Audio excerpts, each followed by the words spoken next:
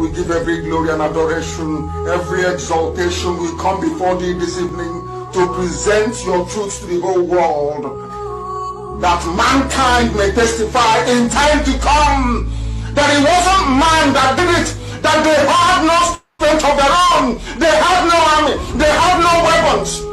All they had was the gospel of truth and of redemption. And behold, because their hearts and their minds were clean, because the Almighty found them unblemished, that was why they were blessed, and everything they asked for came to pass.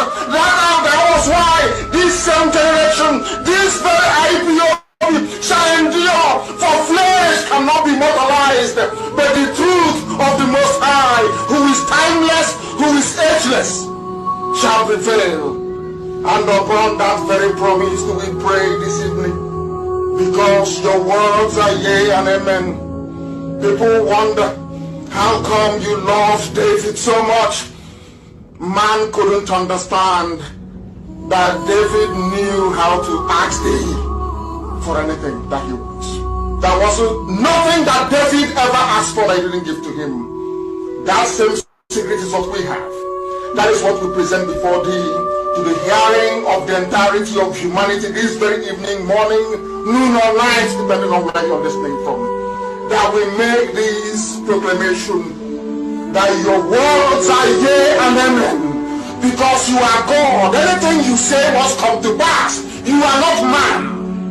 Anytime, any word that you utter, documented by the sons of men in the Torah, in the scriptures, must come to pass. Because your spirit, you are not man, you are not mortal. Every word you utter must come to pass. And on that very premise do we anchor this very agitation. Because we go back to your scriptures, to your unadulterated, untampered with scriptures. In the book of Jeremiah we pray, chapter 16, verse 14. That is our prayer this very evening from where I am. You said, for you are Lord, you are God, you are the beginning and the end. There is nothing you created which can be equated nor used as an adjective to describe you. You are bigger than all that man can ever imagine that you are. Only you is the beginning of time itself. That is why the ancients call you the Ancient of Days, the Ancients of the Ancients, for that is who you are, the I am that I am, and these are your words because you are God. You said that a time is coming According to the prophet Jeremiah, you said that a time is coming, and that time is now. This 2020, you said the time is coming when people will no longer swear by me as the living God who brought the house of Israel out of bondage in Egypt. These are your words because you're God. You said a time shall come when people will no longer swear that this God of Moses, that led the God of Moshe, that led the Israelites out of the bondage and suffering in Egypt. Instead, these are your words, O Heavenly Father, with every reverence, humility, and submission. You said, instead they will swear by me as the living God, because you are living, everlasting, eternal, who brought his people out of the northern lands, out of the bondage from the north, for we inhabit the south. We are from the southeast. Oh Heavenly Father, you said, no longer will we remember you as the God of miracles that brought Israelites out of Egypt. We shall not be as the God that delivered his children from the criminals and darkness from the north. These are your words. And you were talking about Biafra. We are now going to swear by thy name and say, this God of Biafra that led his children out of the iniquitous existence which Britain fabricated for your children. And you said we are going to return from where you scattered us, from where they are killing us in Indonesia, from where they are killing us in Malaysia, from where we have been imprisoned in Brazil, from all the places we are suffering, all the places where we are being humiliated at the moment. You said, I will bring you back to your own country, to the land that I gave your ancestors, because I am God and I have spoken. And who is man to say no to the word of God? Or they cannot go. Upon this we anchor all that we do. We have no strength of our own. Upon your promise that came forth from the mouth of the prophet Jeremiah 16:14, you said, I will deliver you from the bondage from the north. The world will no longer say, this God of Moshe that led the Israelites out of Egypt. They will say, the God of Biafra that delivered them from the forces of darkness from the north. You were very specific. You said from the north. And you are God, and may your name be blessed forever and ever. He said,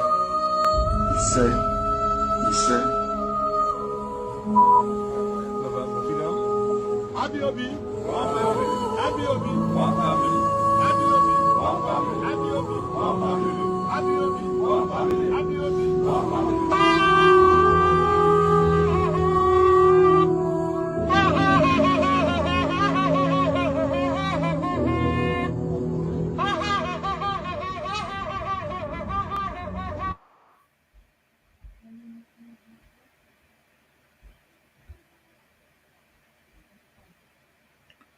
Hello, my wonderful people of Biafra, friends of Biafra, and lovers of freedom. This is Mazi Nnamdi. As I welcome you to this wonderful edition, please welcome others. It's very important.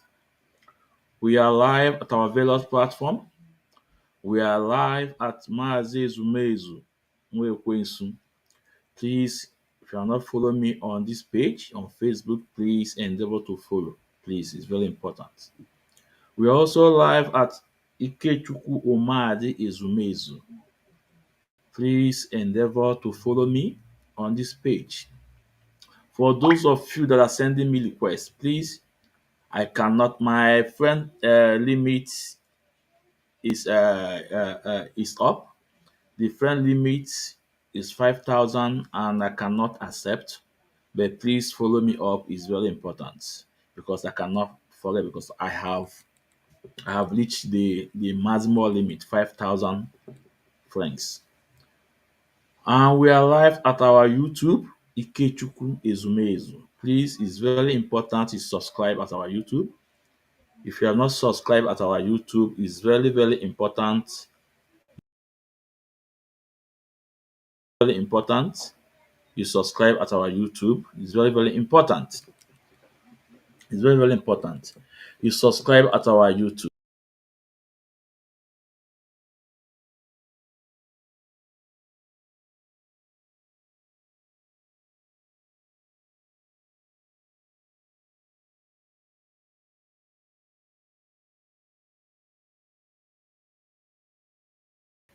Yeah, sorry for that, I guess network. So if you are not follow me on YouTube at Ikechukwu Izumezu, please endeavor to follow me at Ikechukwu Izumezu at our YouTube. It's very, very important.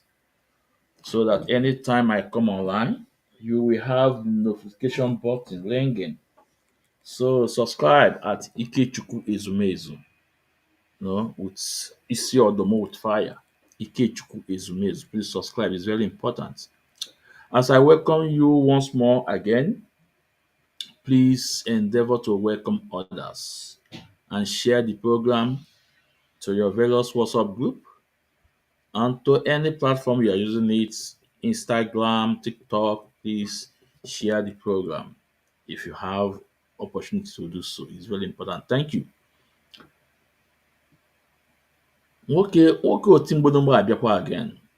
Maazị Ezumezu nwa ekwensu. I'm here again with a good message, with eziokwu Chineke. Like I said, Biafrans will continue to appreciate Emeke legal team, led by wise counsel Barrister Ejimako. We will continue to be grateful with all their work they have done. Like I said before, I told you guys that Emeke legal team, they have all it takes. Everything. It's not gentle, they go gentle. It's not akụwasịa. It's not unu gwuo ọkụ, unu egwuo ọkụ. It's not unu gwuo mmiri, unu egwuo mmiri. It's not ka ekwutuwe law, ekwutuwe law. These men are up to task. And some people will say, we don't have sand. We don't have sand. The previous sons we have, what have they done? Zero, nothing. But you can see the firework from MK legal team, led by wise counsel Barrister Ejimako. I told you guys that I will bring his tweet and I will indulge everyone to go and follow him on Twitter. It's very, very important. It's very, very important that all of us should go and follow Barrister Ejimako on Twitter, on his S handle. All the very, very important. Because this time around, we have to be on S handle. If you are IPOB family, if you are a student of Mazi Nnamdi Kanu, if Mazi Nnamdi Kanu is your leader, it is time to prove it. This is the time. Everybody must be on S handle. Everybody must be on S handle. It's very, very important that everybody will be on S handle. Remember, it was on that S handle now, before it was Twitter, that our leader used to destroy Nigeria government with eziokwu Chineke. It was on S handle now, before it called Twitter.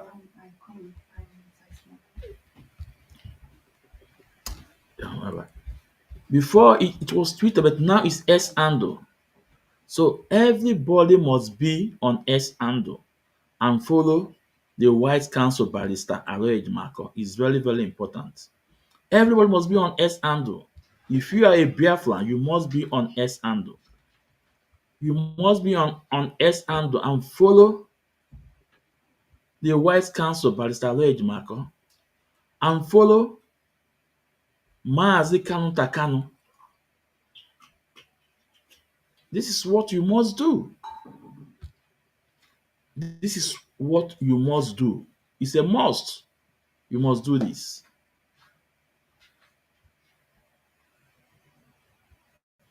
It's a must. You must do this. We must follow him. We must follow Mazi Kanu on S handle. We must follow the Vice Counsel Barrister Aloy Ejimakor on his S handle. It's very important that we must follow him on S handle. And this is the S handle. If you go to S handle, you write, if you want to search at capital A, Loy and E, then before you look to E, J, then you will get the name. So it's very important that we must follow the Vice Counsel Barrister Aloy Ejimakor. It's very important. So my people, follow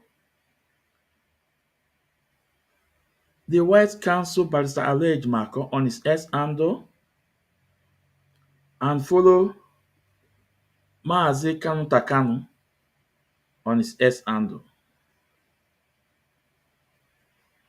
If you are a Biafran, this thing you must do. This thing you must do. Then now, let's look at, let's continue. I have taken care of one idiot. One idiot, I block him. In the other one, he come here, I block him. So let's continue. So let's read this. Is S tweet. He said today, I think that was 2 days back. He said today, on directive of the DSS, the hashtag MNK Legal Team conducted the first successful invitation with Mazi Nnamdi Kanu since September 27. Mazi Nnamdi, who came from the US, was with us. Our Ramon Legal First Follets and Honorable Obi Aguocha's intervention were crucial to this outcome. Biafra, I will urge you guys, please. You see this tweet? I want you guys to save this tweet. Save this tweet because we will come on this tweet and we shall say something about it. This tweet is very important. Please save it because days coming, we shall talk about this tweet. We shall refer whatever we're going to talk on this tweet. It's very, very important, please. I want you guys to save this tweet. Save this tweet somewhere because we shall refer to this tweet someday, and it's very soon. I shall refer you to this very tweet to confirm what I'm saying, if it's lie or not. It's very important.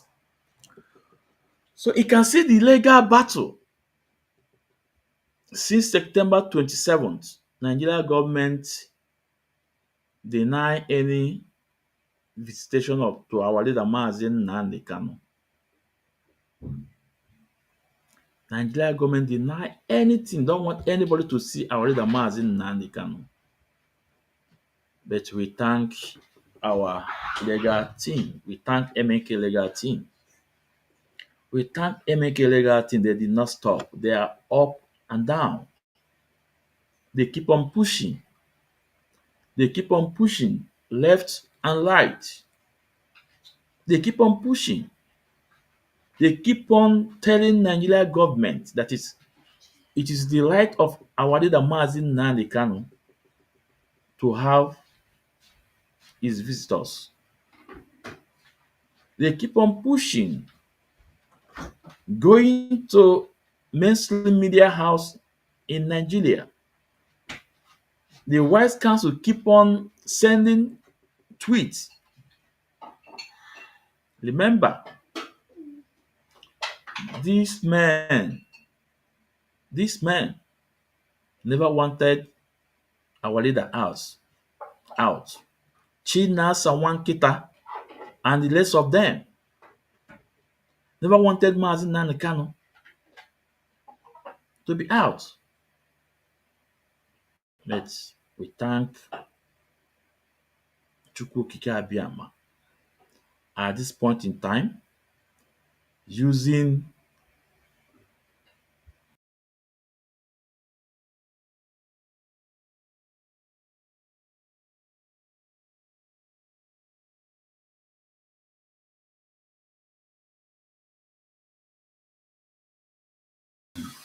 solely Biafrans, I think, remember our ex-ando. You guys remember Twitter campaign, Tuesday Twitter campaign? Who destroyed it? Who destroyed Tuesday Twitter campaign? Who? It was Chinasa Wankita asking you to go unfollow this, unfollow that, unfollow this, unfollow that, unfollow Mr. B, unfollow Mr. A. But today, the same Chinasa Wankita is asking you guys to go on S handle to tweet. But hardcore, we are still doing the needful. The wise council still doing the needful. Even at some point, the same Chinasa Wankita mocking tweeting of White Council Basalo Ejimako, making caricature on the tweet on Radio Biafra. But today, that ọnụ akụrụ ogiri akọwara the ogiri tikwe n'ọnụ.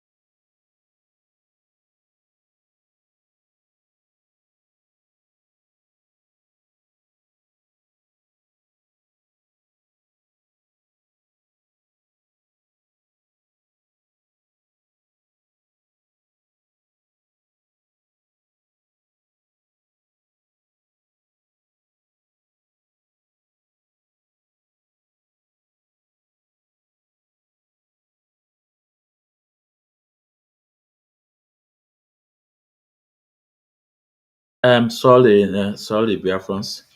So the same Chinasa Nworu, they make mockery of tweet of Barrister Aloy Ejimako. But today, the same man is asking you guys to come to S handle. And listen, we don't care what he's saying.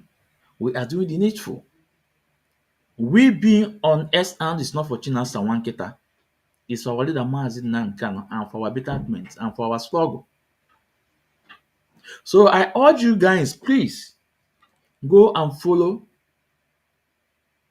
the Wise Council, follow Mazi Nnamdi Kanu. Those of you that were deceived, now you have known the truth.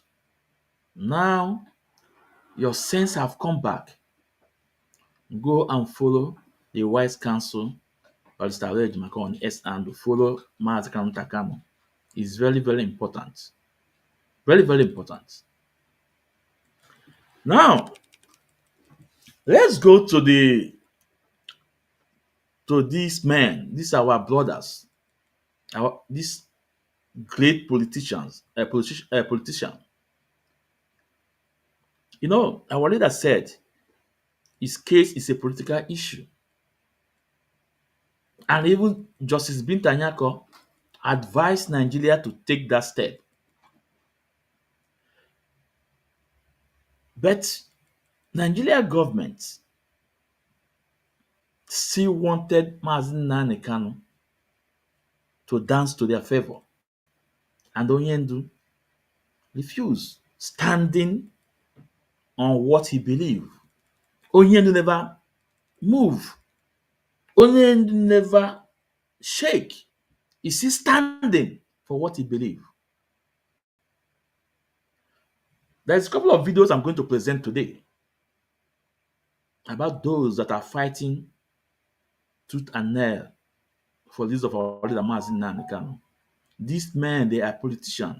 They are not hiding their feelings. They are not afraid to speak up. They always on media to speak. They are always on media. They are not afraid about Nigeria government. And one of them is Chief Dan Olasi. Chief Dan Olasi is a political advisor to our leader Mazi Nnamdi Kanu. Aikenele. The second one, Ugochi Nyeleze Imo. Biafra Kenegu. For your outspoken, you always speak up. The third one, Obi Aguocha. Obi Aguocha Aikenegu. And others that I did not mention their name. But these three people, they are outstanding in the case of our leader Mazi Nnamdi Kanu. They are not afraid to speak up. They are not afraid to call injustice injustice. They are not afraid.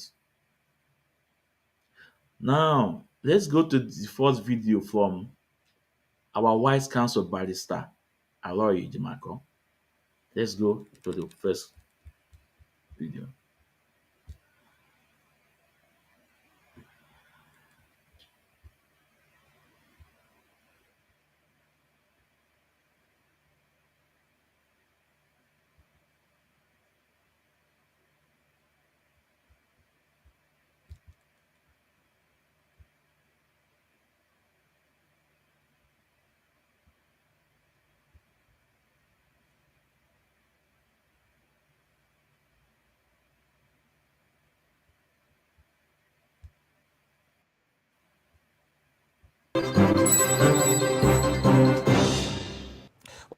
So, friends, after this video from the Wise Counsel from Aloy Ejimaka, I will present you a video again from Obi Aguocha, the man Oboliwe Wuta. But let's listen to our Wise Counsel, the IPOB lead counsel, Pastor Aloy Ejimaka. This program won't program and the team bodongbo. I am and the team bodongbo. But I am program this night. All cool, all wayo. Obodo line the team bodongbo. Yesterday, I did with team bodongbo yesterday. If you miss, you need to go and watch yesterday's program. The title, These Men Have Disobeyed Mazi Nnamdi Kanu Instruction. You need to go and watch the program yesterday. There's a lot you have to take home from that video, from that program yesterday. But let's continue today. Let's continue to program today. Let's listen to Wise Counsel.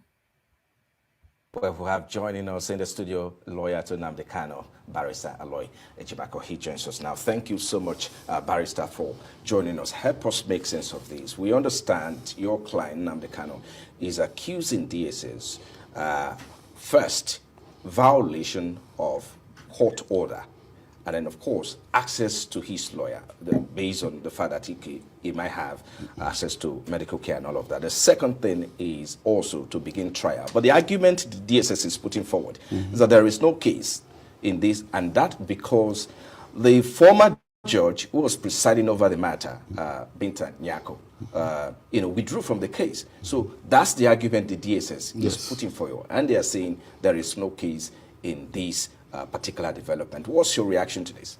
Well, we disagree. It's the legal opinion is based on the wrong premise that the recusal of Justice Binta Nyako invalidated all the orders she issued in the case. We disagree with that. As a matter of fact, the private counsel to the Office of the Attorney General took prompt steps to file a process in court advancing this argument, seeking a nullification or maybe a blessing of the court to nullify all the orders issued by Justice Binta. In the case, just by virtue of the recusal, we filed a counter process, arguing in the opposite. And we disagree with this totally, because if you indeed, all these orders are null and void by virtue of the recusal, it is also the same Justice Binta Nyako who issued the order of remand that led to the detention of Mazi Nnamdi Kanu. So, as a matter of fact, our counter-argument can be used as a sword and shield.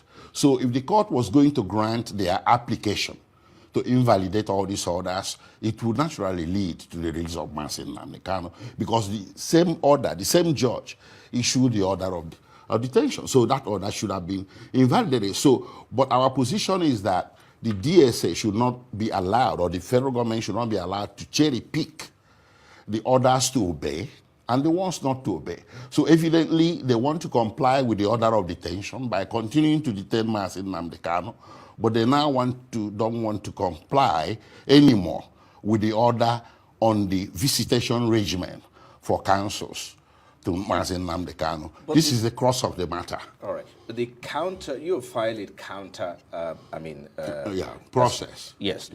How is the court reacting to that? How is the court responding? What is the process to listen to what you've already filed? Well, because of the significant merit of the counter-argument we filed, on the next adjourned date for the hearing of the case at the Court of Appeal, their counsel rose in court and withdrew their application. That tells us that they no longer maintain that position. So now that DSS, subsequent to that, refused us access to Nnamdi Kanu, we started wondering if it's a case of left hand not knowing what right hand is doing.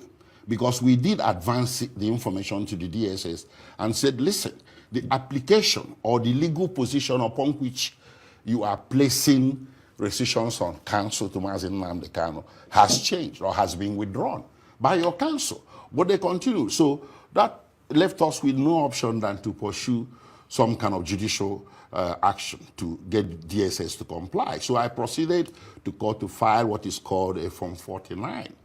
A Form 49 is a process by which you compel a defaulter, a contemnor, or somebody who is breaching a court order or not obeying or complying. You use that process to compare compliance. That's what happens, and that's how this whole thing came to disperse. I know that the court also has gone as far as threatening the DSS Director General Adiola Ajayi.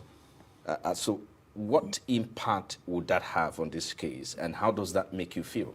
Well, I do believe that it already has an impact, because I did get some feelers. I'm fully aware of the intervention of on Obi Aguocha and the Honorable Speaker as well, Tajuddin Abbas.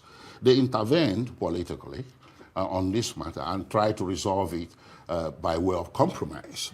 So I had access to informal information that DSS has, retraced its steps. It's now willing to do the right thing, so that I should bring the process, a letter submitting names of the councils that will visit Nnamdi Kanu on Monday. So I have done that. So on Monday, we are going to go there, and I'm hoping that the restrictions will be lifted. If they are lifted, fine. We go and interface with our client as the court ordered. If they are not lifted, then the process in court shall continue to its logical conclusion. Okay, looking ahead now, what's your next step? Should DSS continue to, refuse access to his legal team? What's the next step? What are you going to do next if they continue, this particular, practice of refusing Nnamdi Kanu access to his legal team, or maybe medical care, for instance? Well, what is on board now is the access to him. Yeah. He's entitled to have access to his counsel under Section 36 of the Nigerian Constitution. That's right. Nobody is supposed to mess with that. And then this one, too, was supported by a court order. You have someone in detention where he's not even supposed to be. He's not supposed to be detained at the DSS in the first place. DSS is a glorified holding cell. He's supposed to be detained in prison, where these restrictions normally do not institutionally occur. DSS is a security environment with restrictions built in place. Biafrans, Wise Counsel, please permit me, let me interject here a bit, okay? Biafrans, I want you guys to be taking note of the points the Wise Counsel have laid down, the points he have pointed out, the crucial points he have said here. I want you guys to put it down. And when I'm going to play the video of Obi Aguocha, a member of House of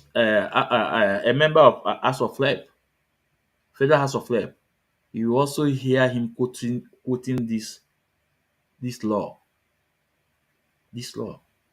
And therefore, I want you guys to remember, this is the man, the Wise Counsel, Barrister Aloy Ejimakor, that China Sawankita came on radio telling you guys that this man is about to escape from Nigeria, that is about to give up on our leader's case and run out. They were saying this on Radio Biafra, and those the Richard Card media worms, they are sharing it, attacking him. You see, there is no way you can cover truth in this life. There is no way you can cover truth. Because at the end of the day, the truth must resonate. And then they Uchafi Maka. He may try by all manner of way, try to suppress the truth. But at the end of the day, the truth is in enemy. They have bullied this man. They have castigated this man. At some point, they say he addressed Chika Paul Edoziem as one Mr. Chika Paul Edoziem. And I ask you guys, if you are honest, who addressed each other first? It was Chika Paul Edoziem that addressed the Wise Counsel in a way that is not okay. He addressed him as if that's nothing. Then guess what? When the Wise Counsel retaliate back and address man calling one Mr. Chika Edoziem, all hell break loose. All hell break loose. Ebido na ebuli na castigate here. But today, where is Chika Paul Edoziem? For more than 6 months now, you guys have not heard from him. Then ask them, what are they doing on the ground?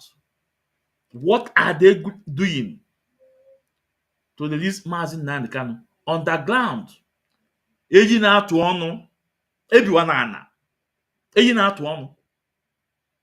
Eji na-atụ ọnụ.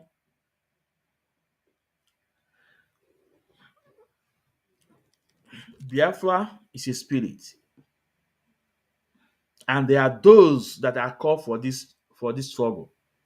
And those people, you can't push them aside. And those people, you cannot destroy them. Because those men and women, they are honest. All those bullying about our leader's family, today, how about it? I think it has come to an end. All those bullying about Madam Nemianya, What happened? It have come to an end. Now we are the one exposing them now. We are the one exposing them. They told you about what happened in Germany on 28th September. That can't take them to court, but it was an appeal because they have won them in court two, three times. They continue to appeal. Well, it's a story for another day. So this is the man that Chinasa Wankita came on lady to tell you that is going to run out of Nigeria, going to run out. That is tired of the case. That is looking for a way to escape. But more Mazi Nnamdi Kanu, I want Chinasa Wankita. It shall never be well with you. Let's continue listening to the wise counsel. It's very important. That they take for granted. But these restrictions don't augur well for detainees. So we don't want to break their back or to compel them to change their system overnight just because of our client. But if you insist on detaining him at that place, that location, where he's not supposed to be detained, then you have to make certain adjustments. If you don't, you are going to get in trouble with the court that issued the order. All right. Just before I let you go, Barrister, speak to us. There are narratives out there that the reason why we're still having the issue of insecurity in the Southeast is because Nnamdi Kanu is still in detention. Confirm to me, is that true? Will the release of Nnamdi Kanu address the issue of insecurity in the Southeast, particularly we talk about the unknown gunmen and all of that? He Is there said any it link? himself. Okay. He said it himself in open court. Recently when he addressed the press after the court session, he said it himself. He has that confidence. He possesses that confidence, and the aura. He has the aura, and he has the followership, and the clout, and the influence to change the tide of things in the Southeast.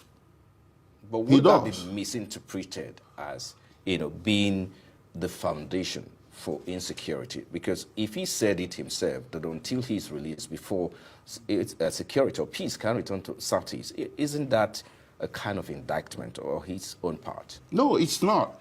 It's not. You see, nature abhors a vacuum. There was insecurity in the Southeast before this time around, before his rendition. There was. Maybe you had kidnappings, robberies, what have you. But you see, the rendition of Mazi Nnamdi Kanu and his continued detention, have altogether fueled a new regime of some people who latched onto that to cause mayhem. So it has become a constant factor for good, bad, and ugly. He meant for good, but people latched on. Bad people are latching on to that. I have seen situations where some gunmen were arrested and they say, well, we are doing it for Mazi Nnamdi Kanu. He never sanctioned any such thing.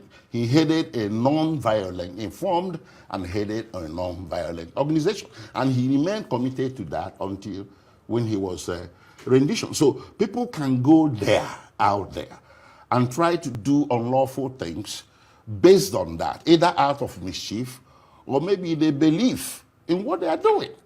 But when you remove the constant factor, which is his continued detention, tell me whether anybody will have further excuse to commit any mayhem or to engage in any act of insecurity. No, it wouldn't be. It doesn't mean that Nnamdi Kanu's disciples are the ones responsible for the insecurity. That is far from the truth, because he himself has condemned it openly in court and made the distinction between a genuine agitator for referendum for Biafra and someone who is using it as a stepping stone or an excuse to commit criminality. He made that demarcation very clear. All right. I think we just have to leave it there. Hopefully your prayers to the court will be granted. Thank you so much, Barrister Aloy Ejimako, lawyer to Nnamdi Kanu. Thank you for coming. Thank you, Frank. Thank you. Thank you so much.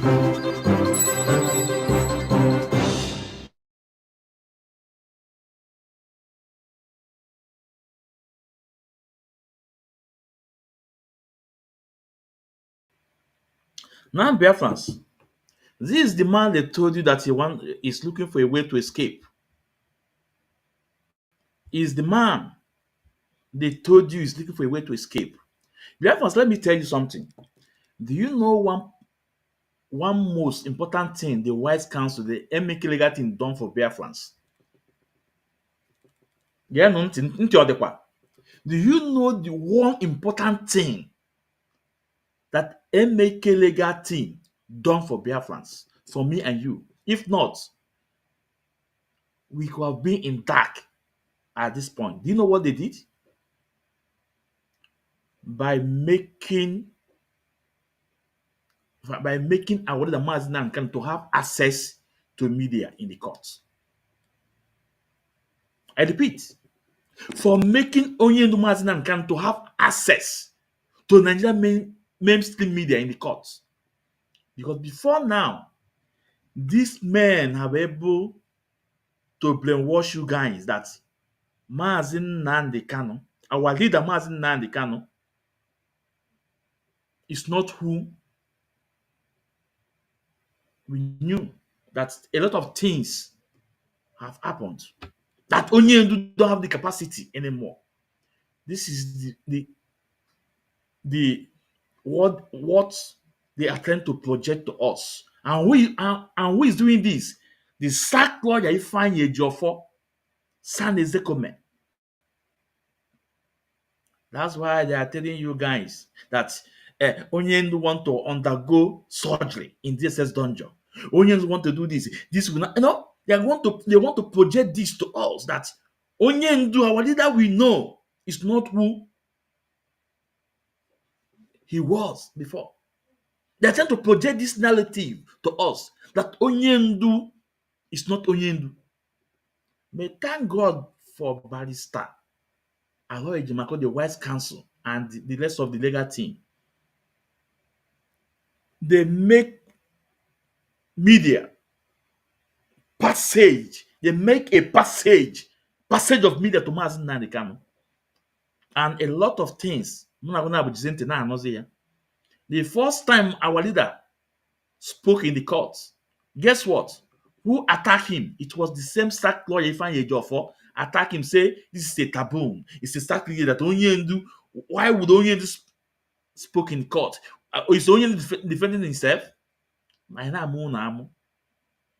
This is a strategies from MK legal team, and today all those things is making wave. All those things is for the fruits of those games. Our peer, the legal team peer, with for the great fruits. All you have to say, you cannot judge me out of your constitution. But if any of the MK legal team makes such statements, it will not go far and wide when Onyendu made that statement. But they make way for Onyendu to make that statement. They make way for media to have access to Mazi Nnamdi Kanu.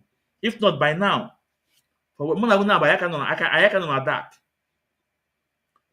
I want you guys to check when these men are in charge. Anytime Onyendu came to court, after the court session from backyard, they take him out. Up as they're the most trusted. The most trusted.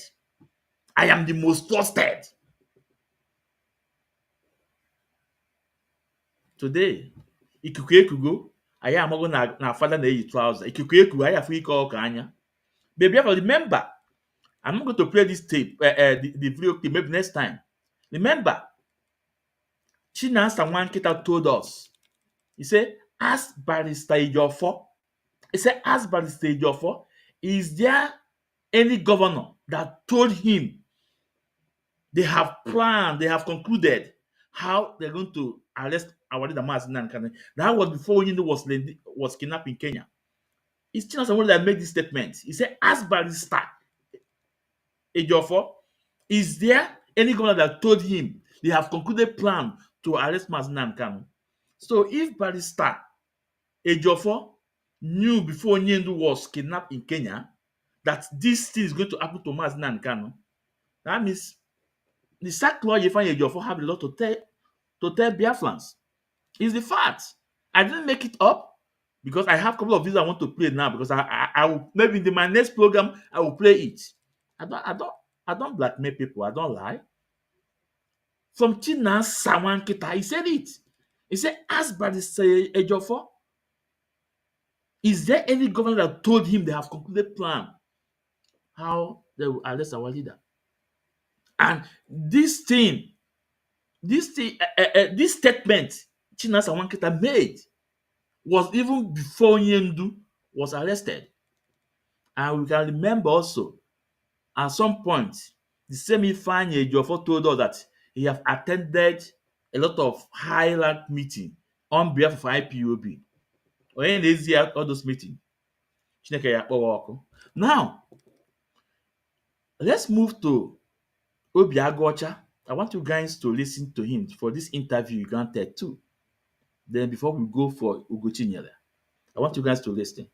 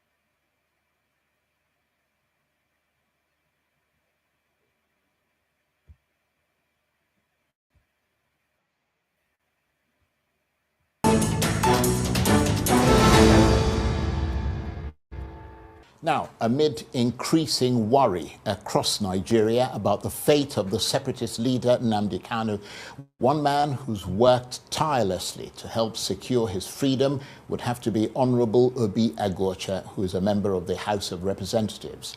He's done everything possible to help Mr. Kanu regain his freedom, from rallying dozens of politically middle-of-the-road federal lawmakers across party and ethnic lines to writing to President Tinubu. Please, those of you who are watching me now, okay, let me check. I think we have okay, we have about 30 people. Yeah, 30 people now. 26 people from YouTube, 4 people from Facebook. Please, just one thing you will do to Biafra is to share this program. We don't lie. And if you feel that, or if you think that what I'm saying is not true, you are free to come in and to debunk what I'm saying. And here with the link bata. But you will only eziokwu Chineke. One na-eme na share button. Agwa m unu this struggle abụrụ football league. No. If you believe na ihe anyị na-eme kwụ ọtọ, nwanne na-emetaka na share button. It's very important. Let's listen to him. And calling for Mr. Kanu's urgent release. And now, after yet another intervention by him, Mr. Kanu's legal team have conducted their first successful visitation with their client since September.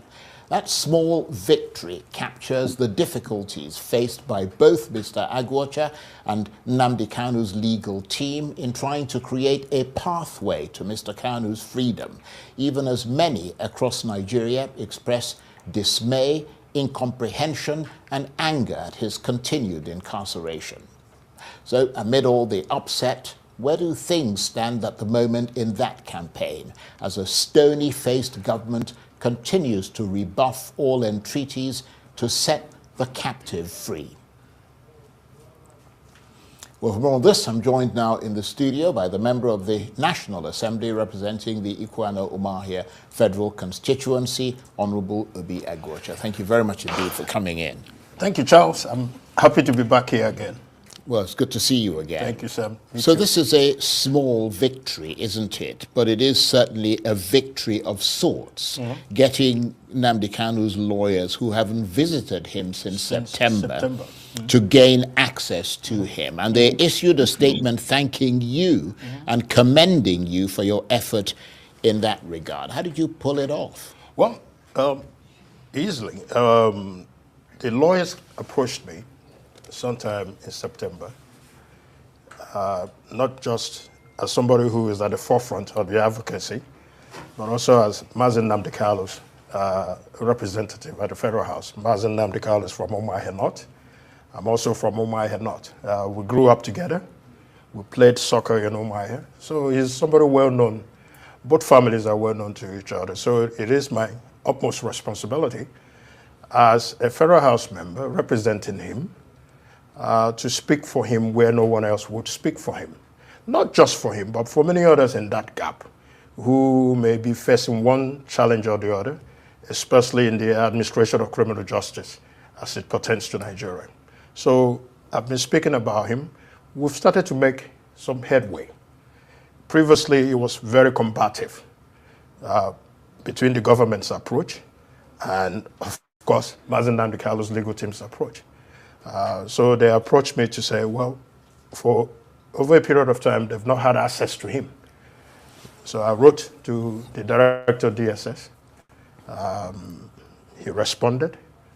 Rather than escalate it in the chamber of the House of Representatives, I chose to involve my speaker. And we had a tripartite meeting between myself, the speaker, and the DG SSS, and we resolved some of the issues, pending when the lawyers will come together, because the matter is still in court.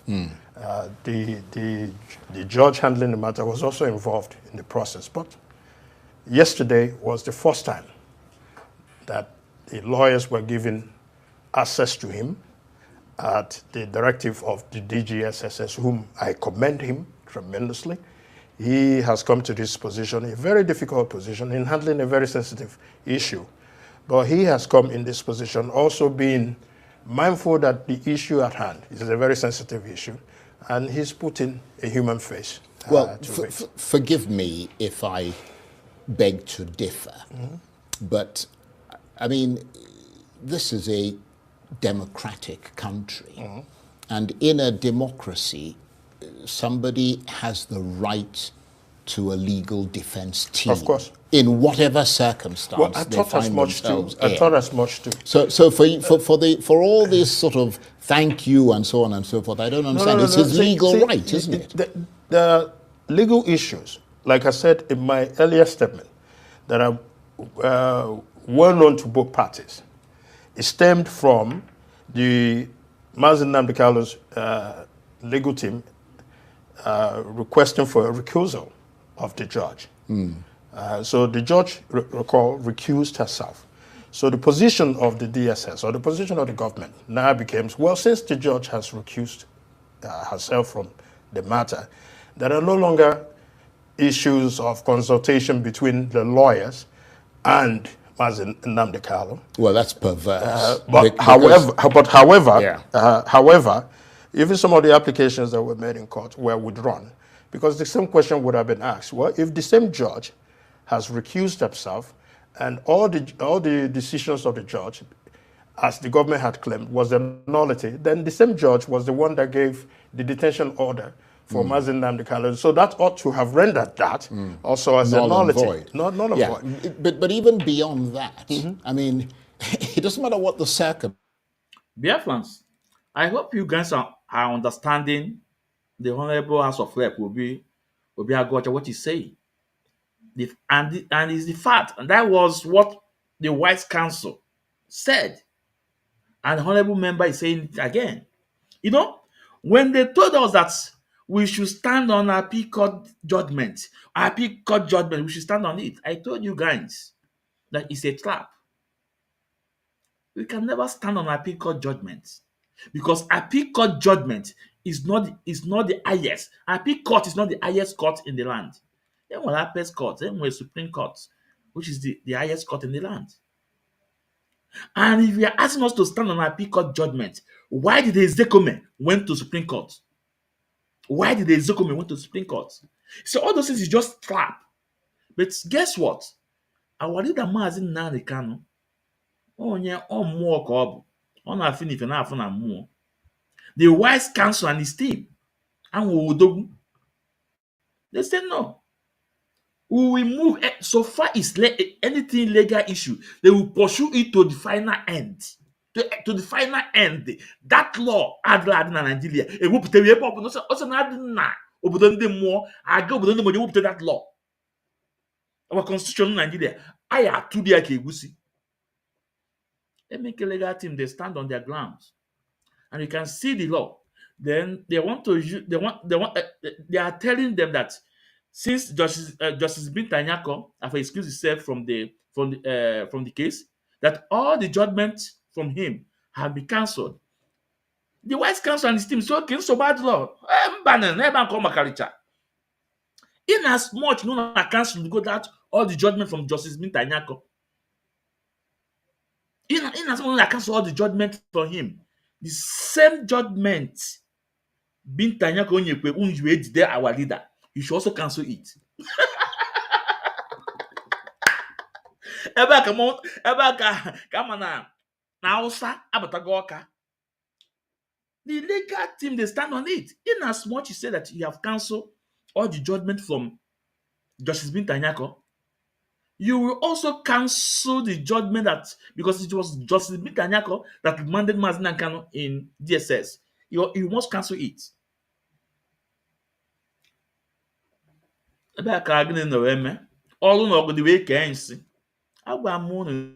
We need everybody in this game.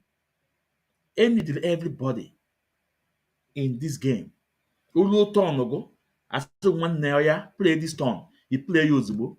A low turn Mr. A, play this turn, he play low turn Mr. B. I say, all hands must be on deck. That is why when I told Nigeria government in exile, no to Simon Ekpa, when you searching at France, Chika Medike, don't bully Bianca. Madam Bianca Ojukwu, don't bully her, don't castigate her, don't insult her that she took Nigeria appointments. Because before now, Bianca and his family, they are all politicians. What we need are those that are representing us, those good ones. Let's work with them. You can see this man is just an individual, but his statement is so loud. All we could have done when we had Bianca Ojukwu have accepted Nigeria appointment, you will find a way to meet her to also ask her about the release of Mazi Nnamdi Kanu and see what she will say, because we know right from memorial, right from time, that woman has been standing by our leader Mazi Nnamdi Kanu. She has been spoken. She's not afraid to speak up.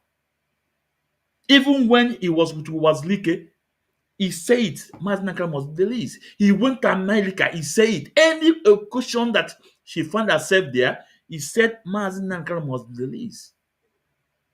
So the only thing, yes, okay, we'll go this person. May I accept this offer? And voice here, you wide. He find a way to reach him. See, madam, what do you have to, now you have taken this position, what do you have to say about the release of Mazi Nnamdi Kanu that you hear from him? Then anything she said, a user church at that time, no may accept Nigeria appointment. He be online to bully her, to curse her, to abuse her unnecessarily. Knowing full well that woman carry mad. If you go on to castigate Bianca Ojukwu, today is not for your program. Let's go. So you can see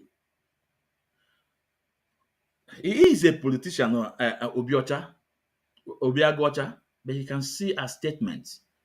We know that many of our politicians have sold us out, but there are still some good ones, and those good ones, we must stick with them. We must work with them because their voice is very, very high. Now, let's continue. circumstances are, it is It's the fundamental right. It is his legal right, yes. to ask for a judge to be recused if he feels that he's not getting fair the right trials. treatment. That does not preclude. It's got nothing to do with his right to have access to his lawyers. I perfectly agree with you. That was the position we took. That was the position even in the meeting between myself, the speaker, and the DGSS. I took that position. Mr. Speaker concurred with that position. Even the DG concurred. Now, why I was saying thank you, the DG could have easily come to that meeting and feign ignorance of the law and say, no, well, let's status quo remain. Let's keep, going at each other. They will release one press statement. The Kanu lawyers will release one press statement. But he recognizes the position of the law and set aside the office of DSS, who could have come in as a cowboy. But he now said, no, I want things to be done properly. He gave the room to allow myself, the speaker, the lawyers of Mazi Nnamdi Kanu to be engaged in this, finding a solution that will enable both sides at least to begin to talk and have access to Mazi Nnamdi Kanu. It's not just that. There were issues as well concerning the health of Mazi Nnamdi Kanu. It was rumored that he was dead. It was rumored that he was ill, which I also asked the DG. The DG, for the first time, they've never had it before, allowed Mazi Nnamdi Kanu to choose a doctor of his own choice, and at the same time allowed him to also to choose a medical facility beyond the government medical facilities for his treatment. Mazi Nnamdi Kanu has exercised that privilege, and will continue as well to. So he's now gone to the hospital. Oh yeah, he's gone. The last time he went was, I think, October the 3rd.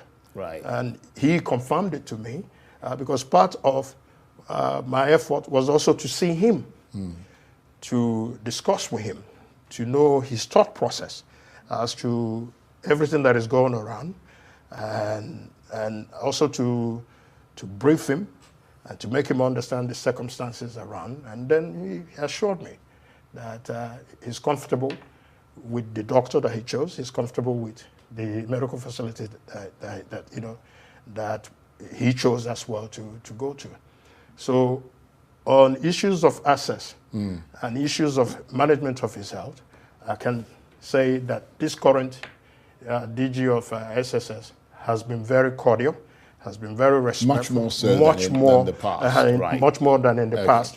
That was why I said he has shown a human face. But in the larger scheme of things, how much does it move the needle forward in terms of getting Mr. Kanu closer to breathing the air of freedom?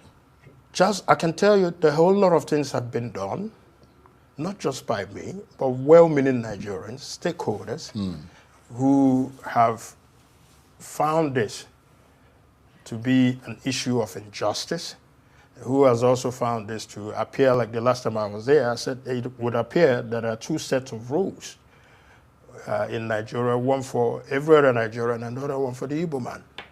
Where every other Nigerian will scale certain circumstances, the Igbo man will find it very difficult to scale. But that what we thought would have been more meaningful is the invocation of sections 174 of the Nigerian Constitution that allows the Attorney General, before the determination or a judgment of the court, that he can write to withdraw the matter. There are precedents that have already been set on this. So we're just asking, well, the way they have done for Igbo, the way they have done for Sowore and many others, that Nnamdi Kanu is entitled to those fundamental rights as a citizen. Well, you mentioned Section 174 of the Nigerian Constitution. I recall that in June, you made a direct appeal to President Tinubu, along with dozens of your colleagues at the National Assembly, urging him to order the Attorney General to discontinue the case based on that section 174, which gives him the power to end the trial in the public interest and in the interest of justice. Did you ever hear back from the President or the Attorney General? Like I said, we've met with the Attorney General. I've met with him several times. I've met with his Chief of Staff of Mr. President and many other government functionaries. The only person I have not met one-on-one now is Mr. President. Right. And for obvious reasons. He has to be satisfied with the legal position and also satisfied with the security positions. So I wish to talk so much, but so much has been happening now. The confidentiality of that is also what I said as a government officer. You can't reveal. That I can't reveal, Right. I can't, but I am very optimistic Right.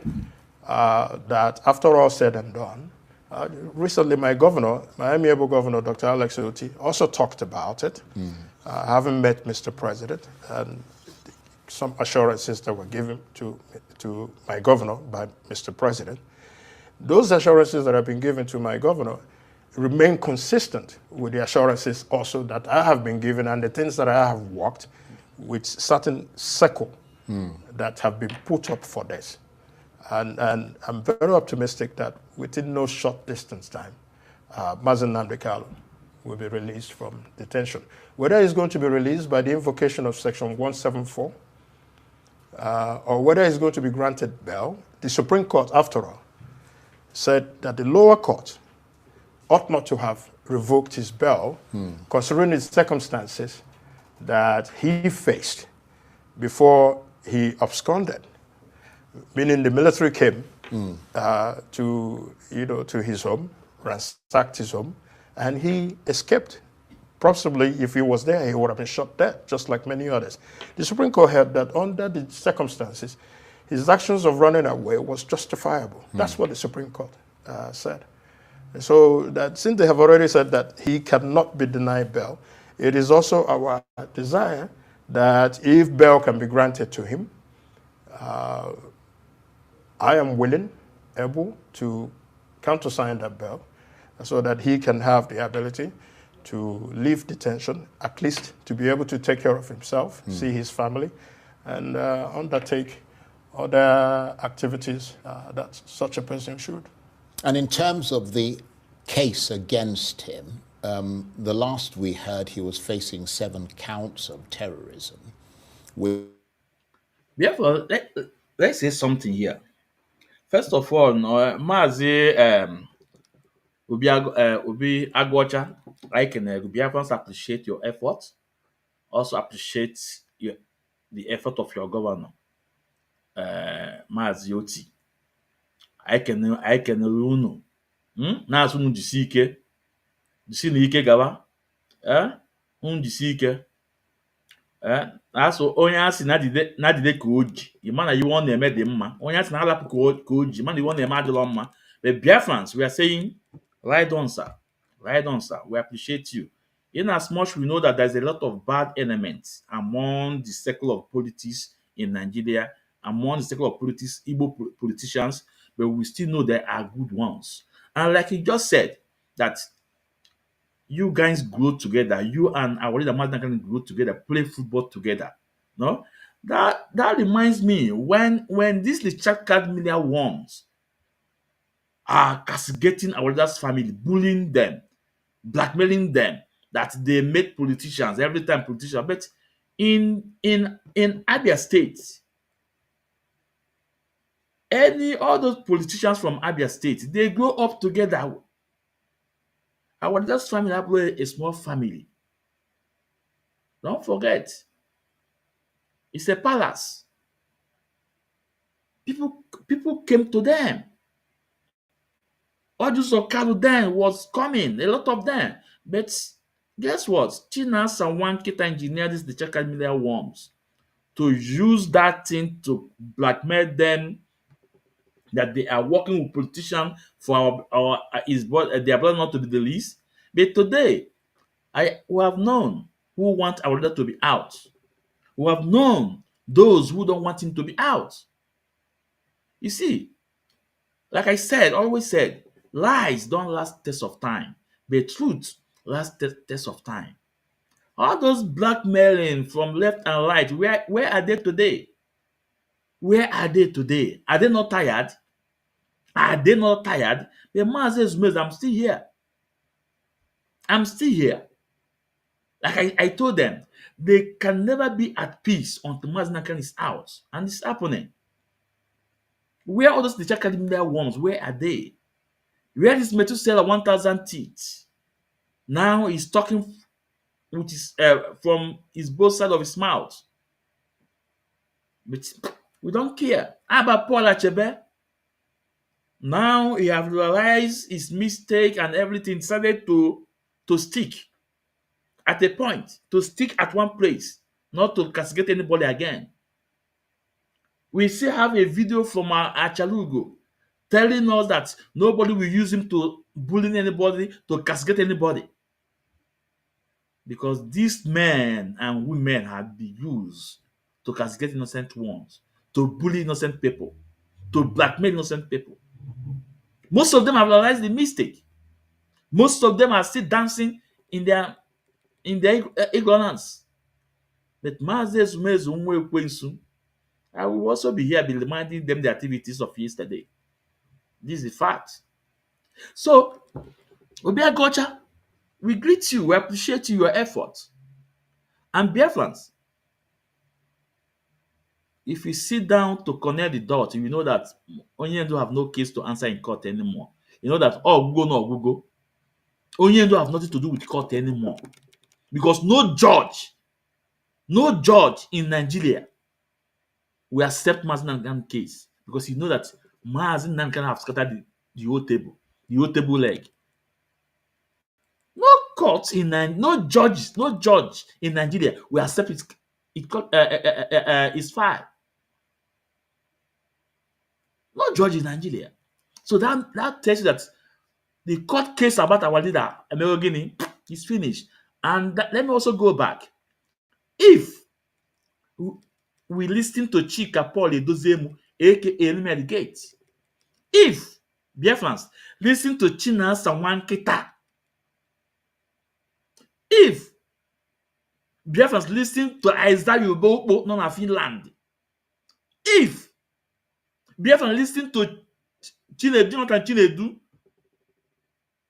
Okpo again, and us na-agba anyị, Chineke ya akpọ ọkụ. If Biafrans listen to this man, that we will stand on our appeal court decision, all those judgments Obi Aguocha is telling us Onyendu won in favor of him in Supreme Court. Today, he will not be saying this. What they will be saying that, why did Mazi Nnamdi Kanu not obey the Supreme Court order?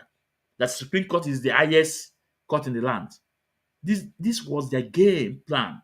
They thought that Onyendu will not dance with them in any way, in any level. They want him to dance with them. They thought that he will stick on that appeal court, so they will have the chance. They say you have disobeyed the Supreme Court order, so therefore let's lock him. It will kill or maybe in 2 years that only take case here. But you can see the White Council and his team is dancing with them in any way they want it. And today, their evil plan have come against them. It's working against them now. It's using whatever they want to project, it's using them against them. Now, Nigeria courts have no issue with Mazi Nnamdi Kanu. Take it from me. Just like he said that Onyendu will be out soonest.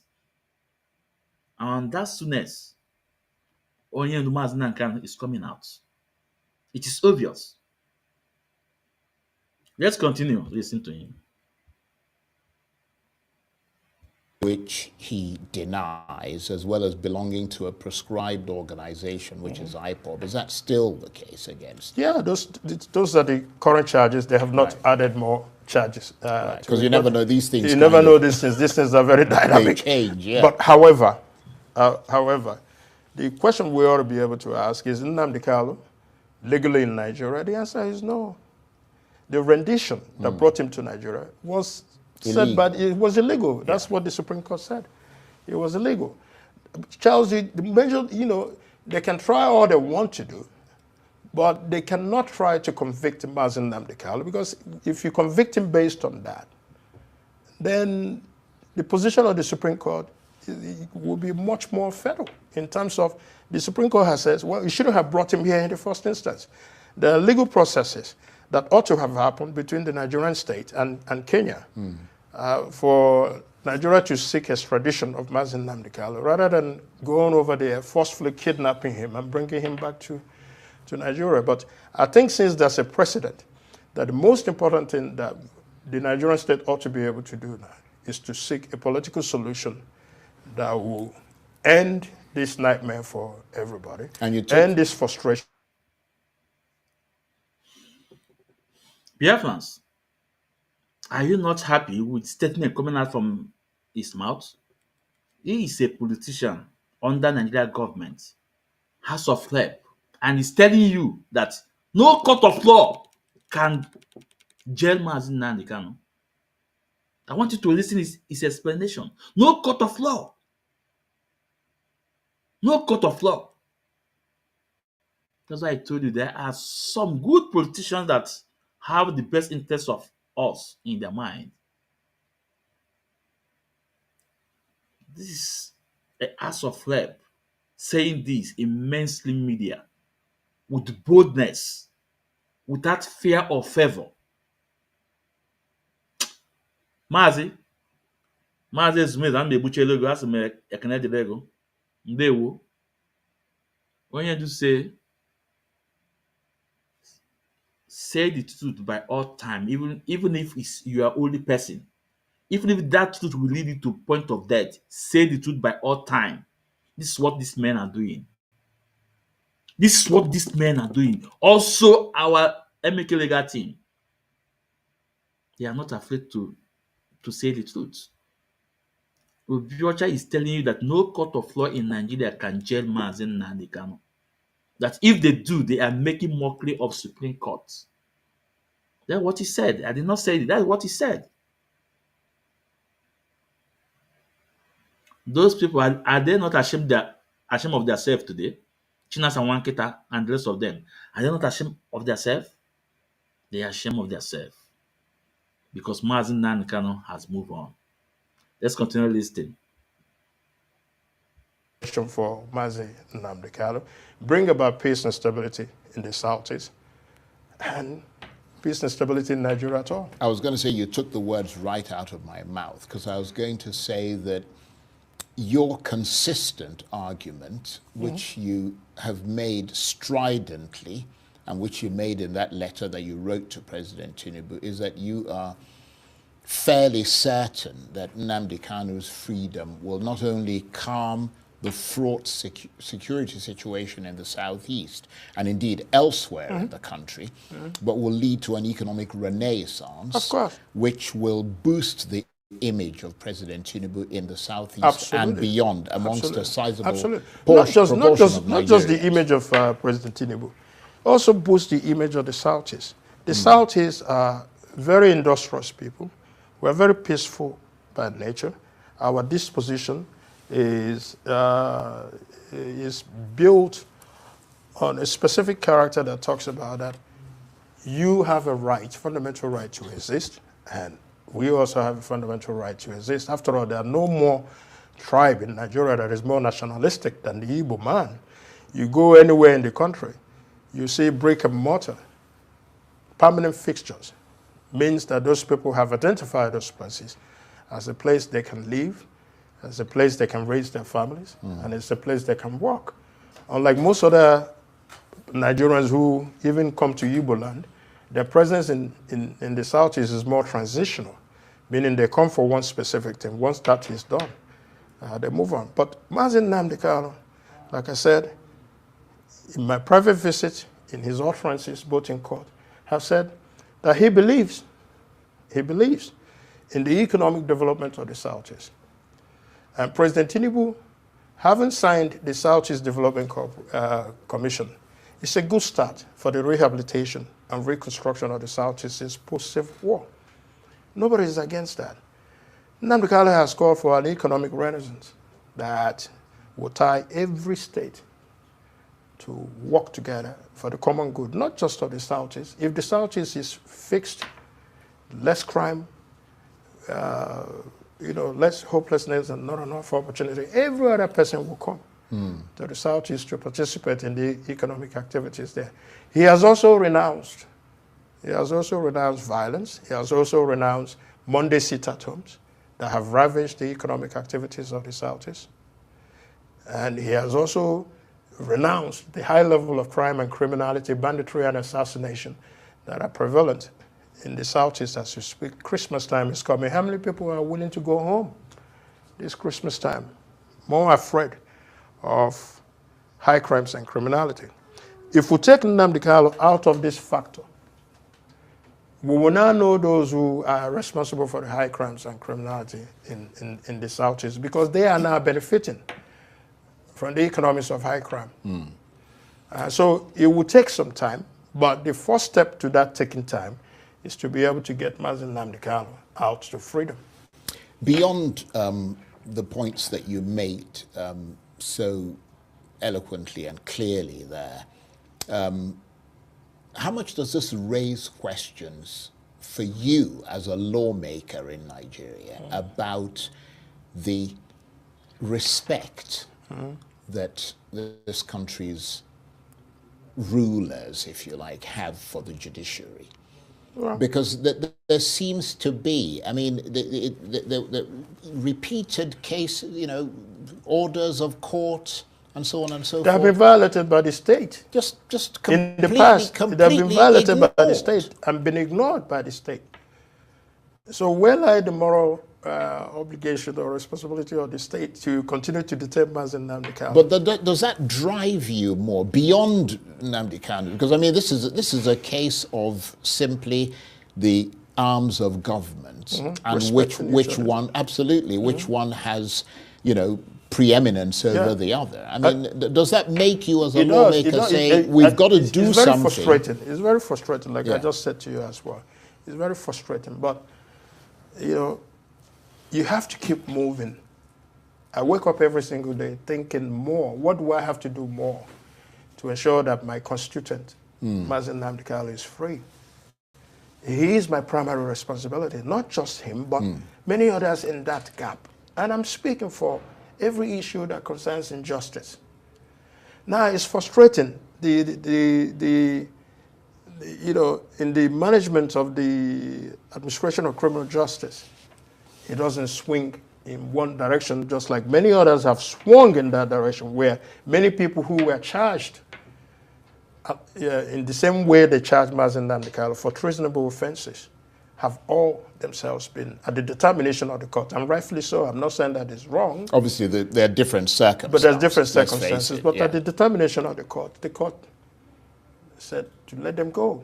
So why do you continue to keep Mazi Nnamdi Kanu?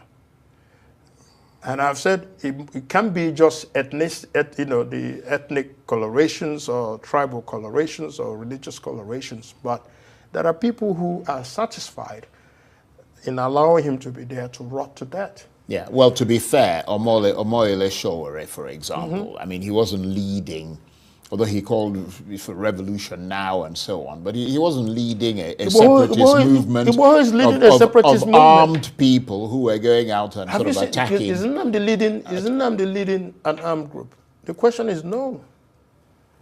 The question is no, Charles. Absolutely. Is he leading an armed group? No, you mean now? Even then and now. Yeah, well, the government says that he was. That's what the government says. Has the government been able to prove it? And they link the organization. Has the government been able to prove it, Charles? Well, the case isn't over yet. They've not been able to prove it. They link what's his organization. I can agree with you. I can agree with you. Charles, let me tell you this. Because just like when I went to visit President Buhari, I said to President Buhari that I'm sorry for every, unpleasant utterances that my brother may have made against you, because one, You are the president. He's not. You're an elder statesman. He's not. So we still are Africans. We have respect for elders. There are certain ways that you can talk to your age mate, and there are also ways that you should not talk to your elders. So to the extent that some of his utterances may have been found wanting, so I'm here to say I am sorry.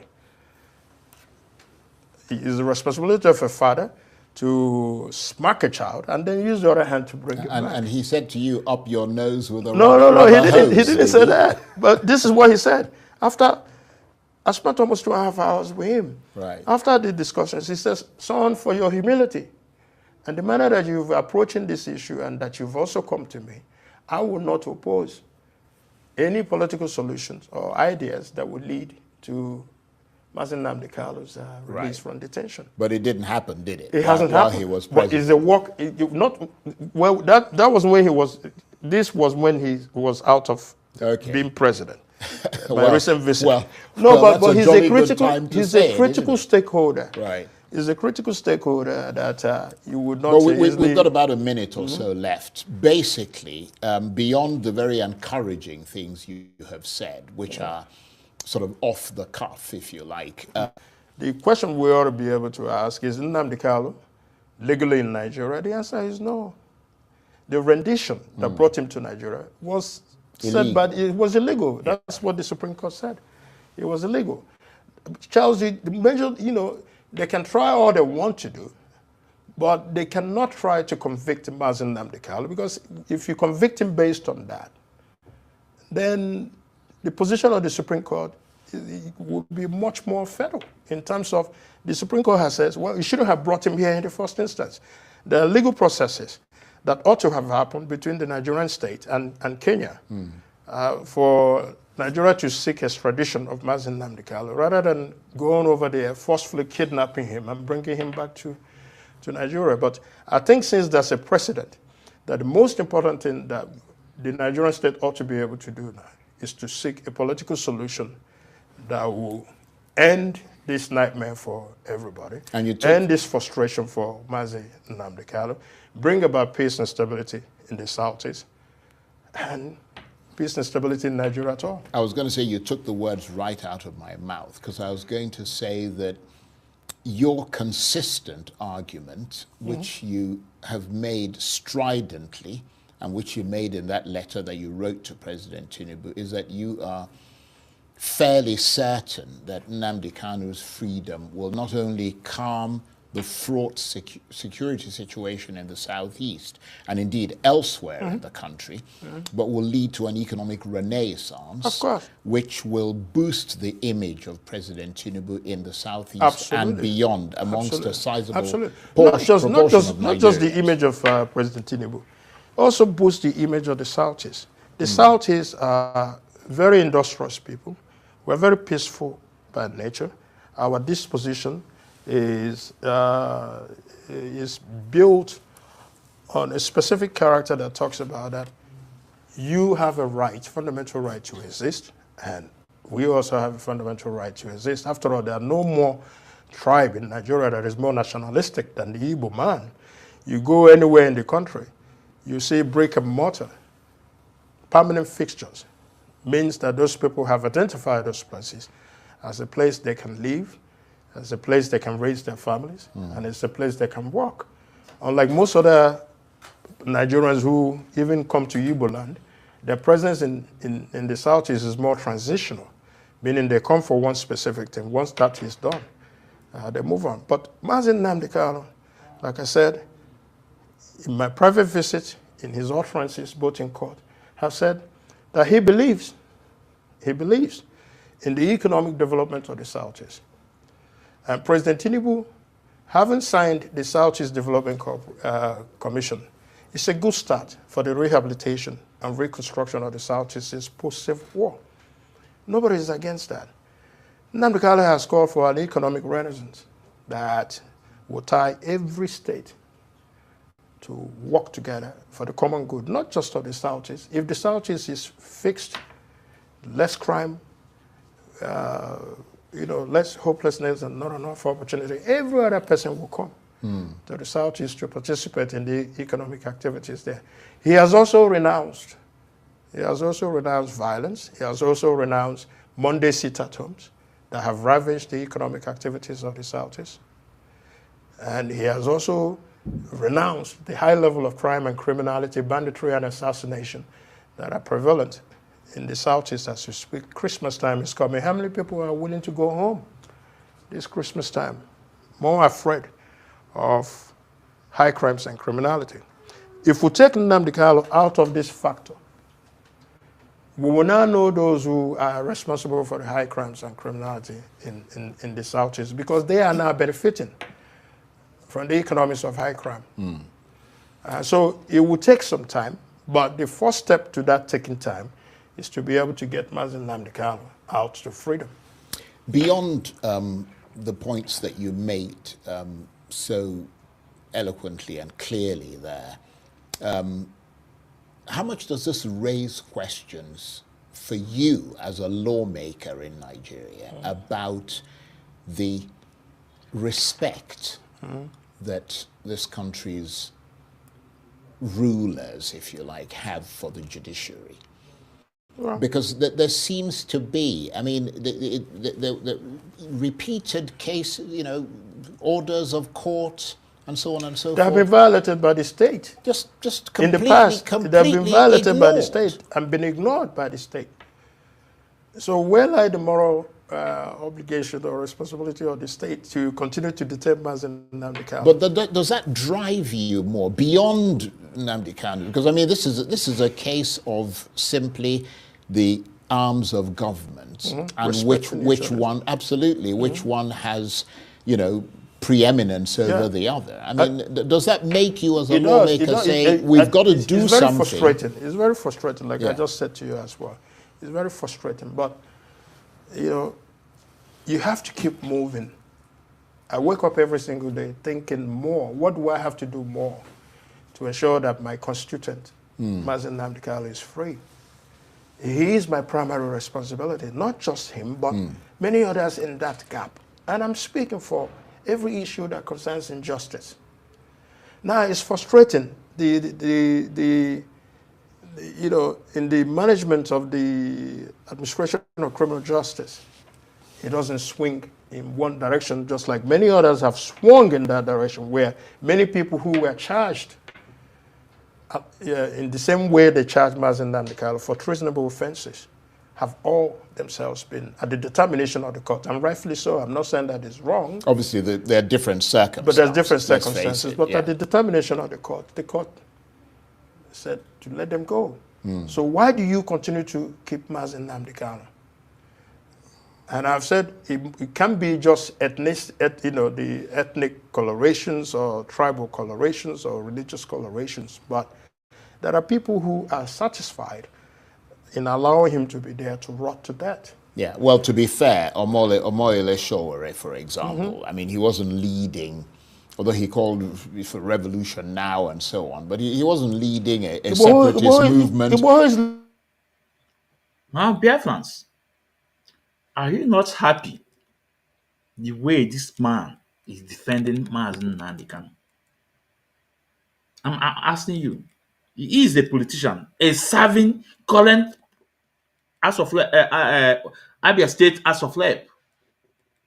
Are you not happy? Are you not proud of this man, Obi Aguocha, the way he's defending our leader Mazi Nnamdi Kanu, telling Nigeria government that they have no case. Now Mazi Nnamdi Kanu have no case to answer. Let him go. Are you not happy? Are you not? Or no, are you not happy? In as much we have some bad eggs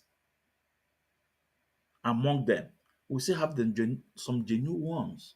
That's why I'm against of one Isocha and also Simon Ekpa. Although Simon Ekpa did not attack, he just Syrian, but I'm against of this one Isocha in France, Chika Melike, calling Bianca name, insulting Ojukwu. Just because on a laptop, he can open his device And then we say, if you continue, Bianca Dowara Agba, France, I know, or Bedowara Agba there.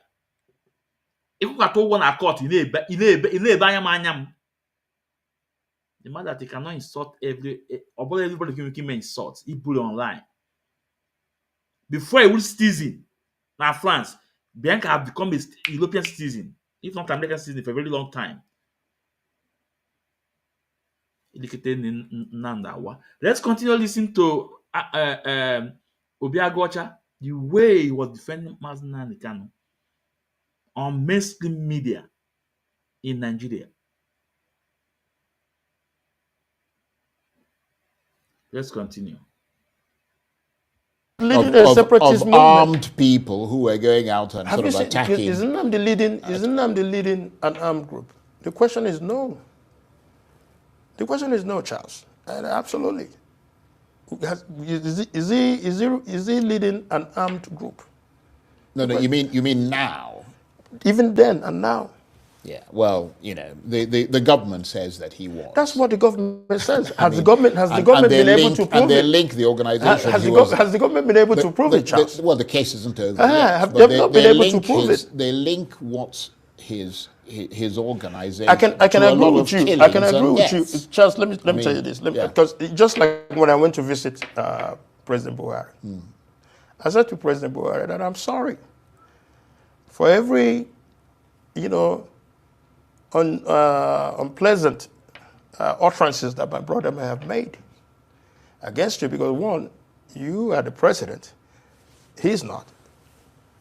You're an elder statesman, he's not. So we still are Africans. We have respect for elders. There are certain ways that you can talk to your age mate, and there are also ways that you should not talk to your elders. So to the extent that some of his utterances may have been found wanting, so I'm here to say I am sorry. It is the responsibility of a father to smack a child and then use the other hand to bring it back. And he said to you, up your nose with a No, he didn't say that. But this is what he said. After I spent almost 2.5 hours with him. Right. After the discussions, he says, son, for your humility and the manner that you've approaching this issue and that you've also come to me, I will not oppose any political solutions or ideas that would lead to Mazi Nnamdi Kanu's release from detention. But it didn't happen, did it? It hasn't happened. While he was president. But is the work that was when he was.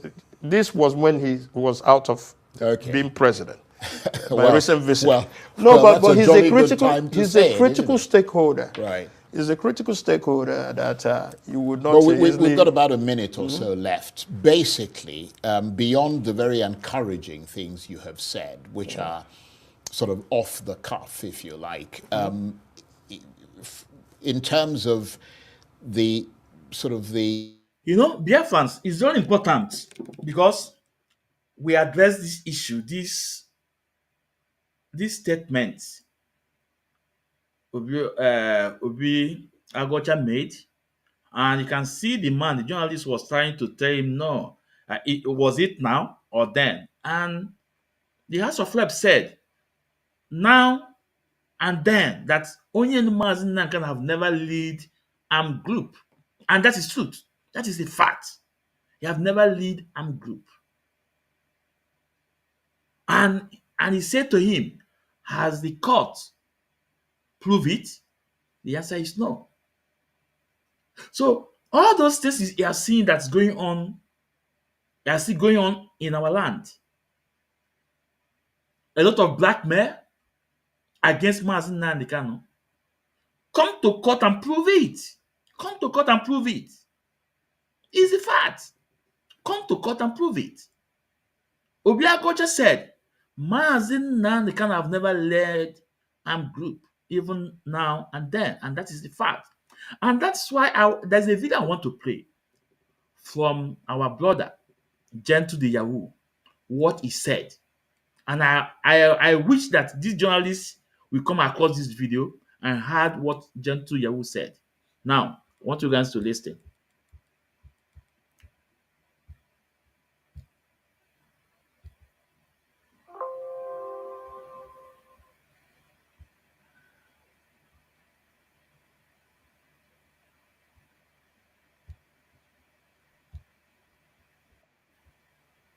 There's one thing we want to ask for.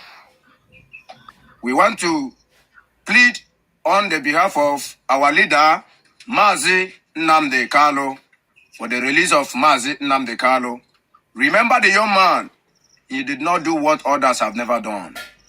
Somebody like Sunday Igboho and the Miati Allah leader, even Shetima, the second in command of Tinubu, he has never done what all these people has done. And he have never done more than them. He is only looking and seeking for his freedom and also the freedom of his own people. That is what he is fighting for. And we are here today to let the world know also that Nnamdi Kanu did not give us any arms. He did not push us to carry arms. It was how the people, Nnamdi Kanu did not give us any arms. He did not push us to carry arms. It was how the people in Nigeria, so-called zoological country, how they have been pushing today to let the world know also that Nnamdi Kanu did not give us any arms. He did not push us to carry arms.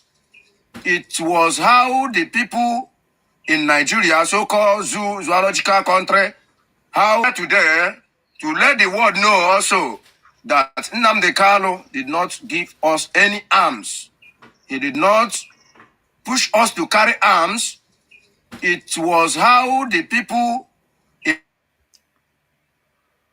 So, first of all, we must appreciate our brother, Gentle the Yahoo, for your statement. For this, your statement, it goes a long way. You are a man. You know?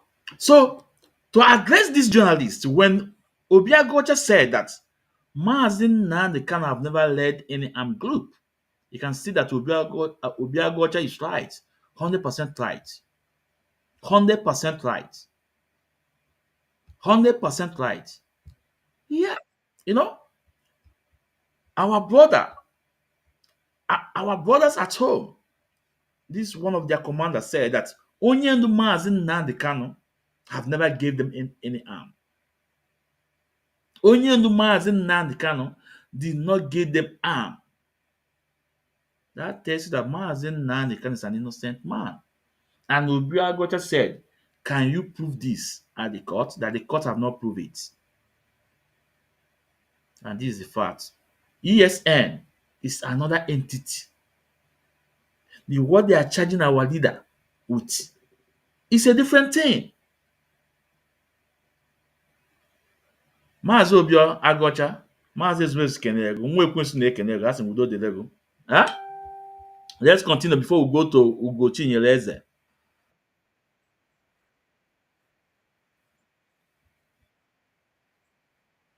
But it didn't happen, did it? It hasn't while happened. he was But president. is the work not well? That was when he was. This was when he was out of being president. My recent visit.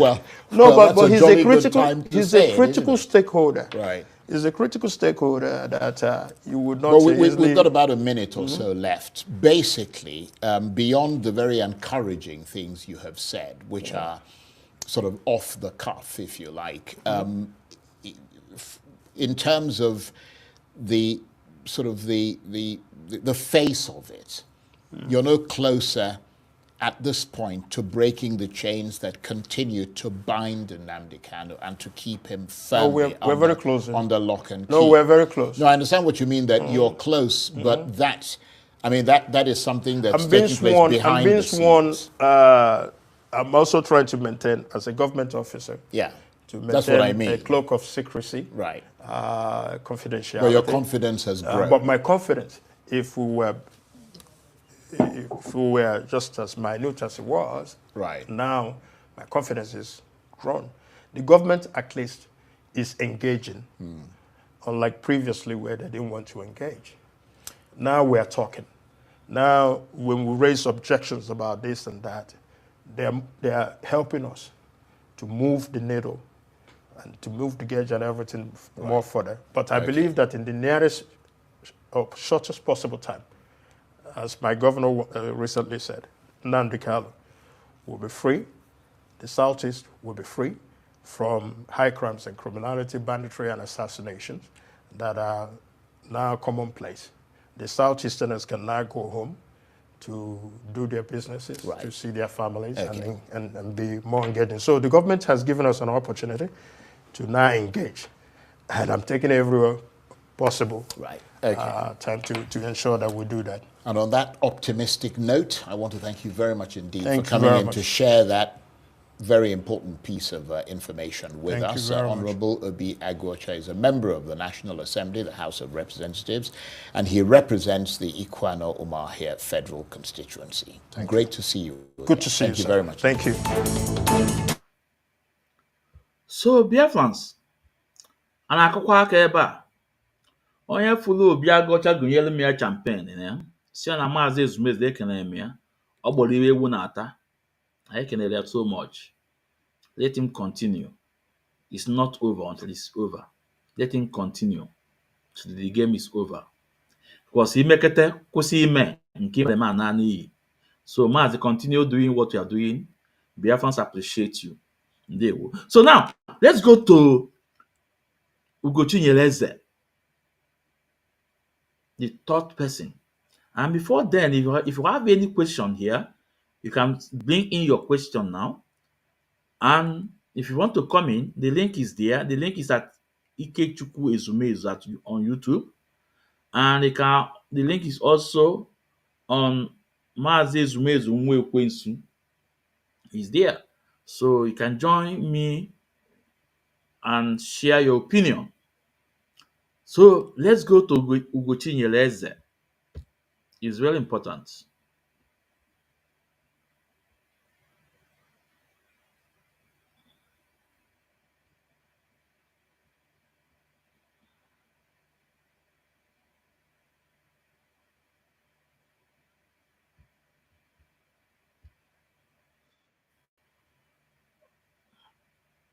Commend the president for, it takes a lot for a leader to realize that he has made a mistake and then immediately correct it. So I'm so happy that the president realized that that was a huge national embarrassment, if not international embarrassment, and then moved in to correct it immediately. Even why some hanger on were even trying to justify it for him. You can see why at times leaders get into this part of shame at times, because you have some supporters who are very shameless. But I thank God that he didn't listen to those, hungry, people I call hungry outlaws, who were trying to justify something that was an international embarrassment.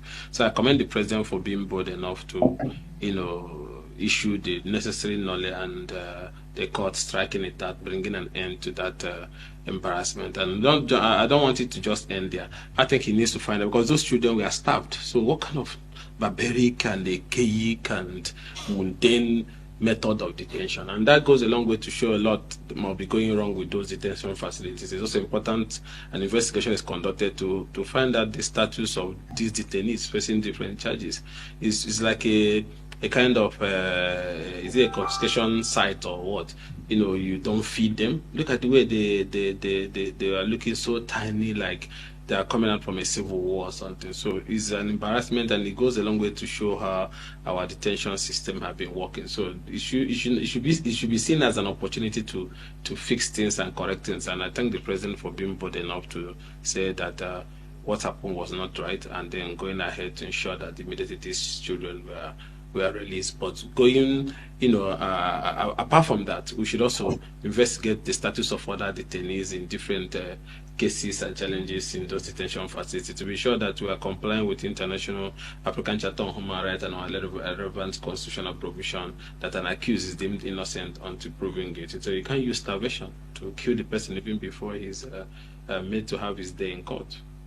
And I think I will join to this by also pleading with the president the same way he reacted and responded to the feeling of Nigerians and the international community by discontinuing the embarrassing trial of these minors. He should also listen to the pleas from eminent Nigerians, eminent Igbo leaders, eminent individuals in different parts of the country, lawmakers and so on and so forth, who has at one time or the other called on the president to embark on the path of political solution in the Mazi Nnamdi Kanu case by discontinuing the trial. So you can see by what the president did in the minors case, he has exercised his constitutional power through the Attorney General take under Section 174 thereabout to discontinue any criminal trial, even treason that has a murder charge at any stage of that trial.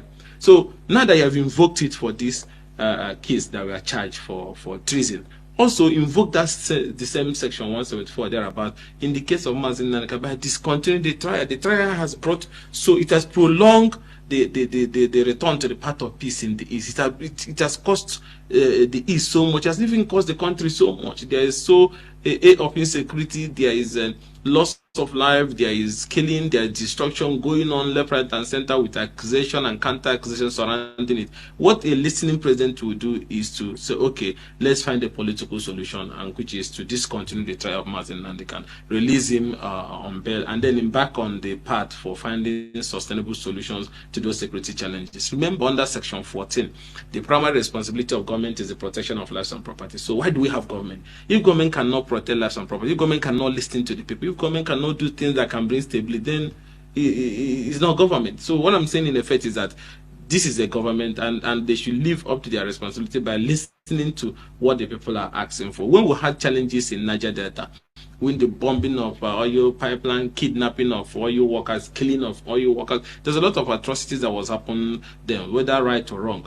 But government, because they know their responsibility, their economic responsibility and their welfare responsibility, embarked on a peace-building effort that led to the resolution of the Niger Delta crisis, that led to the issue of Niger Delta Ministry, different agencies that were put in place, amnesty and so on and so forth, all aimed at finding lasting solution. Even the security and pipeline contract was also given to Niger Delta people, and a lot of incentives that was given to Niger Delta people, and peace returned. And then when you had challenges in North Central, Buhari government was tinkering around grazing route, farm settlement, and all sorts of things, even though some of them people didn't find it funny. Those ones that has to do with taking away people's land, because they believe that some of the businesses that are leading to this conflict are private businesses, so they should be handled the same way private businesses are being. But government still went extra mile for that to say, okay, let's see how we can help them as Nigerians to be able to do their business in a way that it is less criminal and so on and so forth. So government did that. Even as bad as Boko Haram issue that has to do with somebody waking up because of whatever belief, killing people, beheading people, that is a heinous crime, bigger than even treason. But still, government went on negotiations at different times. Government went on rehabilitation. Imagine rehabilitating a murderer that enjoys beheading. But government still was doing it because government wants lasting and sustainable solution. Now, issues that were, triggered by injustice and unfair treatment and exclusion and so on and so forth, leads to this agitation in the East. Up till now, federal government has not sit down on the table to discuss with Southeast leaders and Southeast youth. This even goes a long way to show that they don't care about what happens to the East. They don't care about us. They don't care whether we'll survive. They don't care whether we are dying or whether we're killing ourselves. In a country that today, whether you like it or not, we are the biggest investors outside our region. How many of the regions have massive investment in other regions? That means the Igbo man is one that even believes in the sustainability of the Nigerian project. That is why he can invest in a zone or a land where he does not come from. So, but just ordinarily sit down and let's find a solution. Because the root cause is also rooted to these issues of exclusion. Injustice that have spanned for decades. And the more you are alienated, the more you tell the ones that are growing that you are not wanted. And that's why you see the result to all this crisis that have brought instability. Now, instead of finding a way to calm nerves and restore it, you go about showing them, I don't care about you. So I'm using this as I'm commending the president for freeing discontinuing the treason charges against those kids. We're also begging him that exercise the same constitutional provision under Section 174 thereabout, and let the Attorney General issue a knowledge and discontinue the trial of Mazi, and especially at the time that the judicial system has made conclusive pronouncement at different times, Federal High Court, different court, that this trial has no legal basis. At least in these cases there have been final pronouncement, but you're still fighting and must prove that he's guilty. That means hate. That means you hate the tribe. Because there's judgments of court that have said, release him. The invasion of his house was an attempt to assassinate and kill him. Biafrans, oge m gwara unu otilo n'ọgwụgwọ Mazi Nnamdi Kanu have defeated Nigeria government in their own courts. He have defeated them in their own courts, and he said it. I will defeat Nigeria government in your own court, and he have done it. Like I said before, no judge will love to handle Mazi Nnamdi Kanu case because you know that Mazi Nnamdi Kanu have no case to answer. That everything he does it under the habit of the law, of international law, of Nigeria constitution. He have defeated them. And Ugochinyere is telling you now that courts have pronounced that let him go. Why are you still holding this man? You are still fighting. You are still dragging to prove him wrong or to jail him. And it can't be possible. It can't be possible. Must continue. Everybody saw the day the people invaded. There was no cause for that. And the people were beheaded and killed and massacred in tens.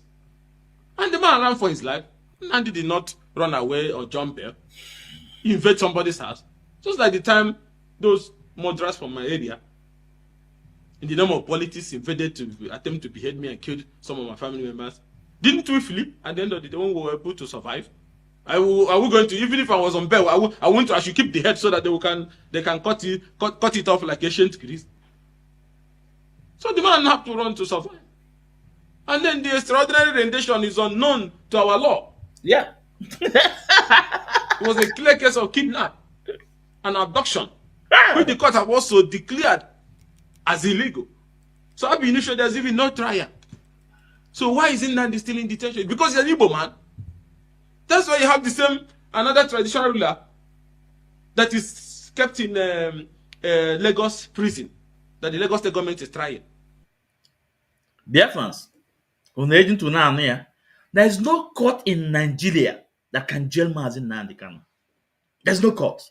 And that is why the White Council and his team, Barrister Ejimako, say, bring it on. Whatever you want in terms of legal issue, bring it on. They are equal to task. And now the White Council are Dolu Kefi never come on, bring it on. And now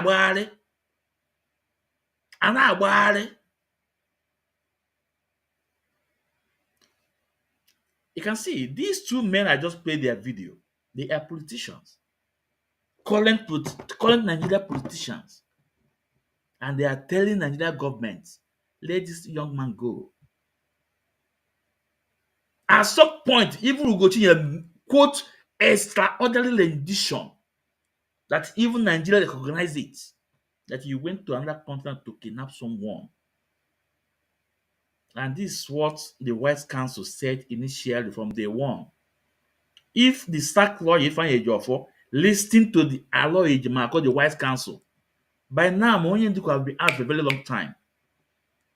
If the SAC lawyer, most trusted, listening to the White Council, his advice, by now Onyendu Mazi Nnamdi could have been out for a very long time.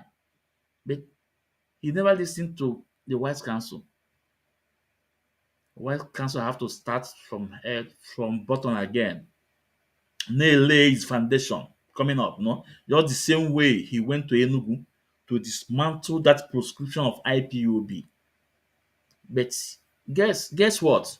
The most trusted Ifeanyi Ejiofor castigated the judgment he got in Enugu. Chinasa Nwankita castigated that judgment, that foundation judgment he got at Enugu on Little Biafra. White Council, let's continue listening to Gochinyere.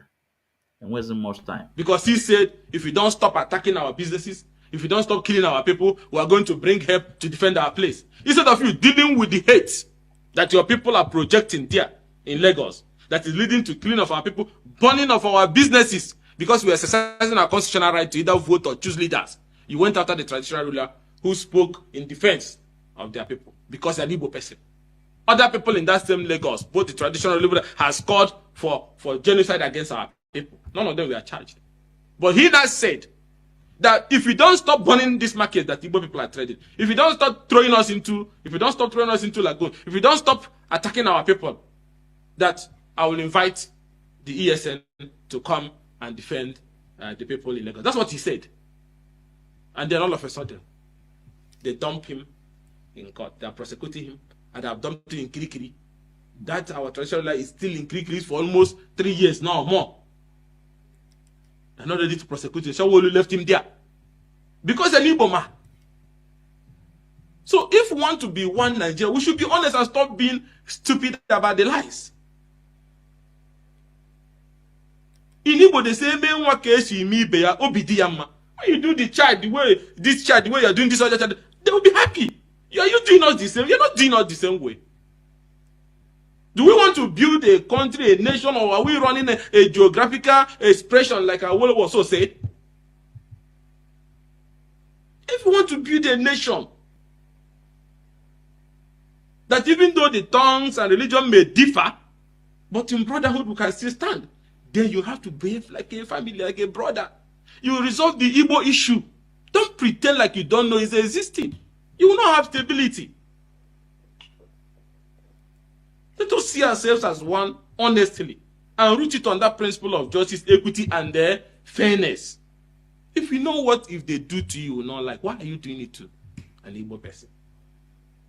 So it's on that ground that I'm asking the president that is long overdue. It's time to respect those judgments of the court and stop this judicial. The court freed him. You went again. You fight another. No, it's not necessary.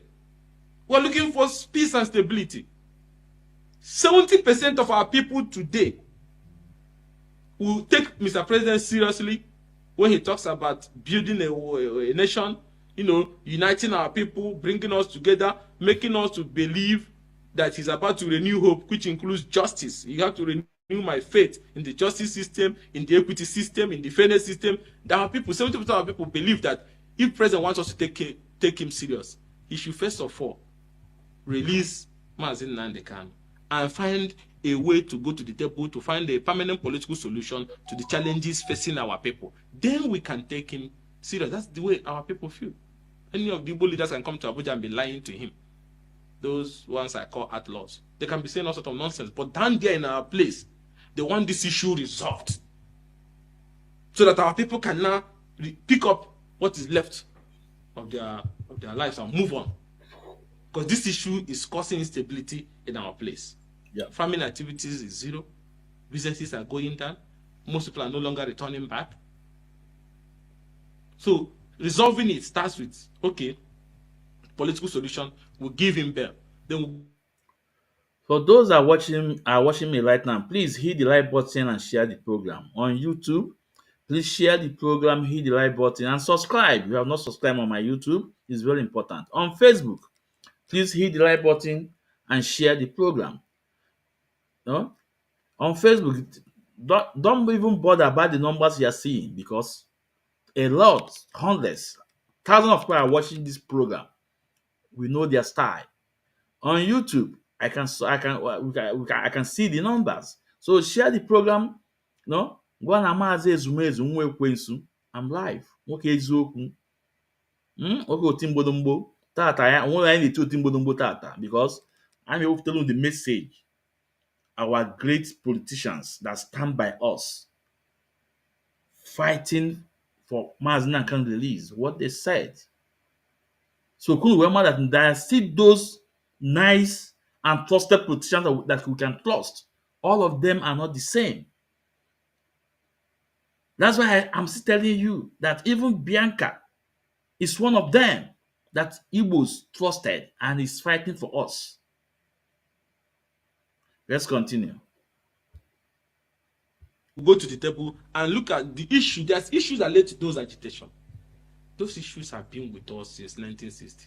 Democratic leaders now worsened with so much hypocrisy and incompetency and so on and so forth. They were now flashing it in our face like we don't belong. It's not about Nnamdi Kanu. Even if you take out Nnamdi today, the other generation that is coming are also having the same feeling rooted in their heart. You see, have another person rise up. So finding a solution to them, a permanent solution should be the concern of every genuine leader. Because for how long are you going to keep treating people like that and expect them to believe? In this era of technological advancements, social media and everything, information moves so fast. So you don't, the way you can hide informations. People have opinions based on your actions. And coming from somebody who has fought the Deco days, democracy, inclusion, and so on and so forth, I'm just surprised that we're still having this conversation 1 year or going to 2 years in office. Just because of Abiola's election that was robbed. They floated the Deco, they fought. Some of them were charged for treason. There was bomb blast that time, remember? Even though there was accusation whether it was Abacha that was throwing the bomb or it was in the Deco people, Tinubu were throwing it. There were the same transmitter Nnamdi Kanu was using. Fire meet them and Tinubu, we had their own transmitter, radio Kudra, radio this. They were transmitting into the airways. Because they said they wanted the mandate to be restored. Now these people are asking for justice, equity, and fairness. The same thing. So what to do? The Nedeco issue and the bill issue was resolved by compensating them with allowing them to run for the presidency by almost all the key stakeholders. Since that time, they have ruled almost 2 times now. But nobody cares about our own people. So how do you think the young people are feeling down there? They feel disconnected. They feel angry. In a country that they are working so hard for. All they are asking is for justice, equity, and fairness. That's what this selective application of democracy, selective application of the justice system, selective application of political opportunities, selective application of the electoral, everything that has to do with the method is different. Even the way you mount roadblock in the East, like is an Afghanistan that America just left from. From just Asaba, you be coming from Abuja, 1 or 2 checkpoints. By the time you get to Asaba, you're trying to cross the river Niger. From that place to where you see 48 checkpoints. What are you doing there? See, crime is still everywhere. It has turned into a collecting point for police or security agencies who are on those roads. Extorting the people, making them feel like you just want to annihilate them at all costs from all fronts. So these things are wrong.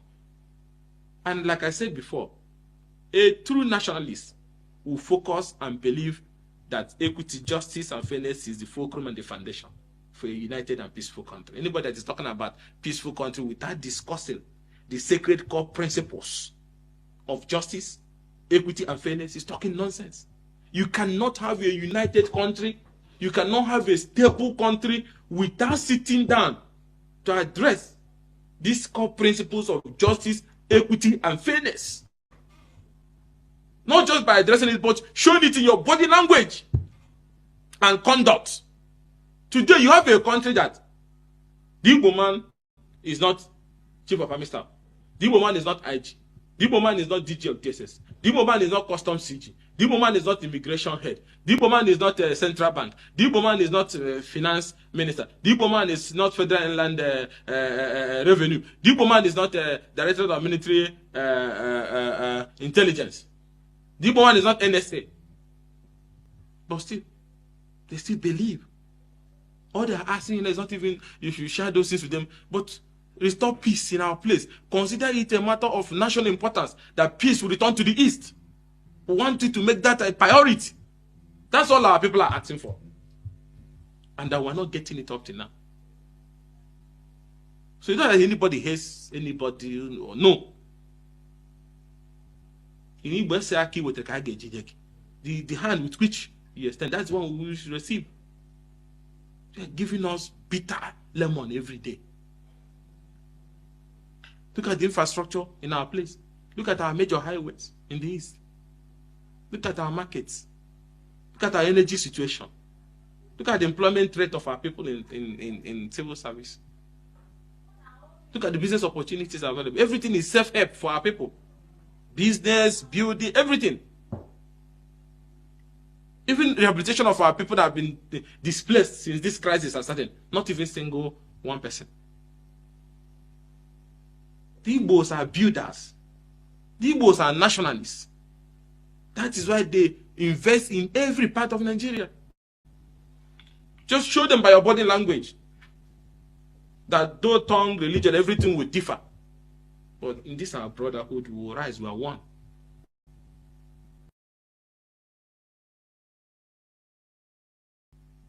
Just because of Abiola's election that was robbed. They floated the deco, they fought. Some of them were charged for treason.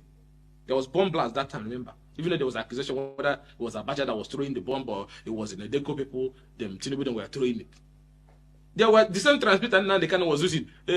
Fire meet them and Tinubu we had their own transmitter, radio Kudra, radio this. They were transmitting into the airways. Because they said they wanted the mandate to be restored. Now these people are asking for justice, equity, and fairness.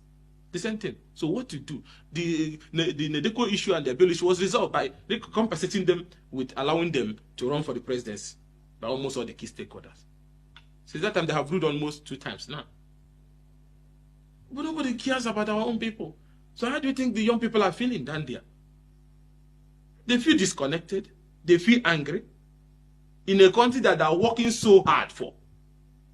All they are asking is for justice, equity, and fairness. That all this selective application of democracy, selective application of the justice system, selective application of political opportunities, selective application of the electoral, everything that has to do with the East, the method is different. Even the way you mount roadblock in the East, like is an Afghanistan that America just left from. From just Asaba, you be coming from Abuja, 1 or 2 checkpoints. By the time you get to Asaba, you're trying to cross the river Niger. From that place to where you see 48 checkpoints. What are you doing there? See, crime is still everywhere. It has turned into a collecting point for police or security agencies who are on those roads.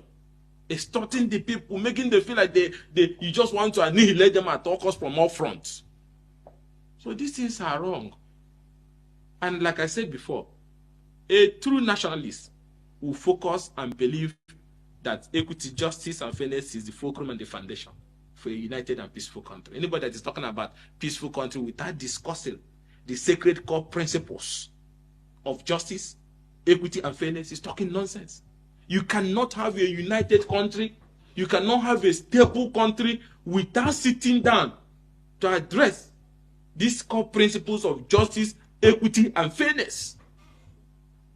Not just by addressing it, but showing it in your body language and conduct. Today, you have a country that the Igbo man is not chief of army staff. The Igbo man is not IG. The Igbo man is not DG of DSS. The Igbo man is not customs CG. The Igbo man is not immigration head. The Igbo man is not central bank. The Igbo man is not finance minister. The Igbo man is not federal inland revenue. The Igbo man is not director of military intelligence. The Igbo man is not NSA. But still, they still believe. All they are asking is not even if you share those things with them, but restore peace in our place. Consider it a matter of national importance. Ndewo, Mazi Ugochinyere, ndewo, Igboliwe ewu na-ata. Thank you for being outspoken. Thank you for telling the government the gospel truth without fear or favor. Thank you for your boldness. Thank you for your fairness. Biafrans appreciate your input. People like us, we know that we are doing something. People like us, we know that you guys, people like you have never abandoned our leader Mazi Nnamdi Kanu. Thank you so much. And we are saying, continue Mazi, because it's not over. It's not over. In game of football, it's not over until it's over. It will only be over when Onyendu is out. Because ịkwụsị nke ị na-eme, nke ị mere eme ana n'iyi. So continue, Mazi. Thank you. Continue speaking the truth to the power. Continue speaking to the authorities. Continue. Don't be afraid. And we thank you, Mazi. So Biafrans, because we are winding down now, because Nigeria is not working. Remember, there was a message. I think that will be my next program, when the Northerners are telling us that Nigeria has expired 10 years ago. That what the Northerners said, that Nigeria has expired 10 years ago. So it's going to be in my next program, and a couple of videos that I will play. So on this note, I assume onye afọ tata ka afọ echi. Ndụ ndụ nka nka. Ọbịalegbu na ya egbu onwe ya. Ọbịalegbu Mazi Nnamdi Kanu ya egbu onwe ya. Onye si n'isi awagide na-awa aja, ewuru isi etinye were chụọ aja. Onye fụrụ na-elotu ihe mere nwa ya eme ya. Ọ ya dịla anyị na mma. Maazị Ezumezu na-ekele unu na-asị ndewonu. Share this program. If you are not subscribed on my YouTube, please subscribe on my YouTube. On Facebook, please follow me up. It's really important. Then I am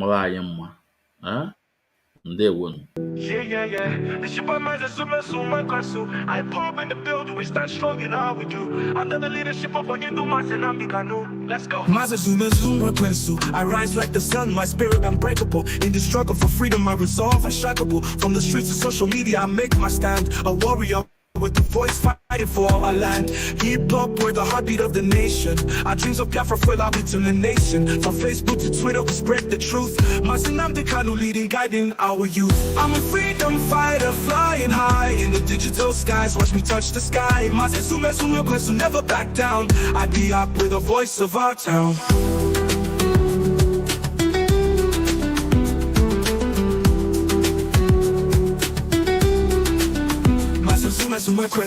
My timeline's a canvas where I paint my truth, exposing injustice, demanding our youth. We're more than hashtags, be a movement so strong. I call family, together we belong. From the X handle to Instagram stories, we amplify our voices, share our glories. Mazi Nnamdi Kanu's wisdom lights our way. In this fight for justice, we won't sway. I'm a freedom fighter, flying high in the digital skies. Watch me touch the sky. Mazi Nnamdi, never back down. I be up with the voice of our town. From the X handle to Instagram stories, we amplify our voices, share our glories. Mazi Nnamdi Kanu's wisdom lights our way. In this fight for justice, we won't sway.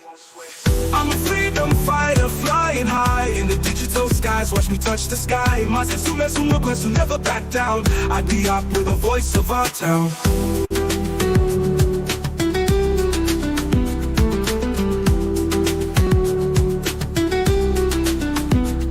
We're the echoes of history, the fire in our eyes. Our struggles not in vain, we reach for the skies. Mazi Nnamdi Kanu, our beacon of hope, guiding us forward, helping us cope. I'm a freedom fighter, flying high in the digital skies. Watch me touch the sky. Mazi Nnamdi, never back down. I be up with the voice of our town. Yeah, shout out to all my IPR brothers and sisters. Keep the flame burning, keep fighting for what's right. Mazi Nnamdi Kanu, we salute you. Mazi Nnamdi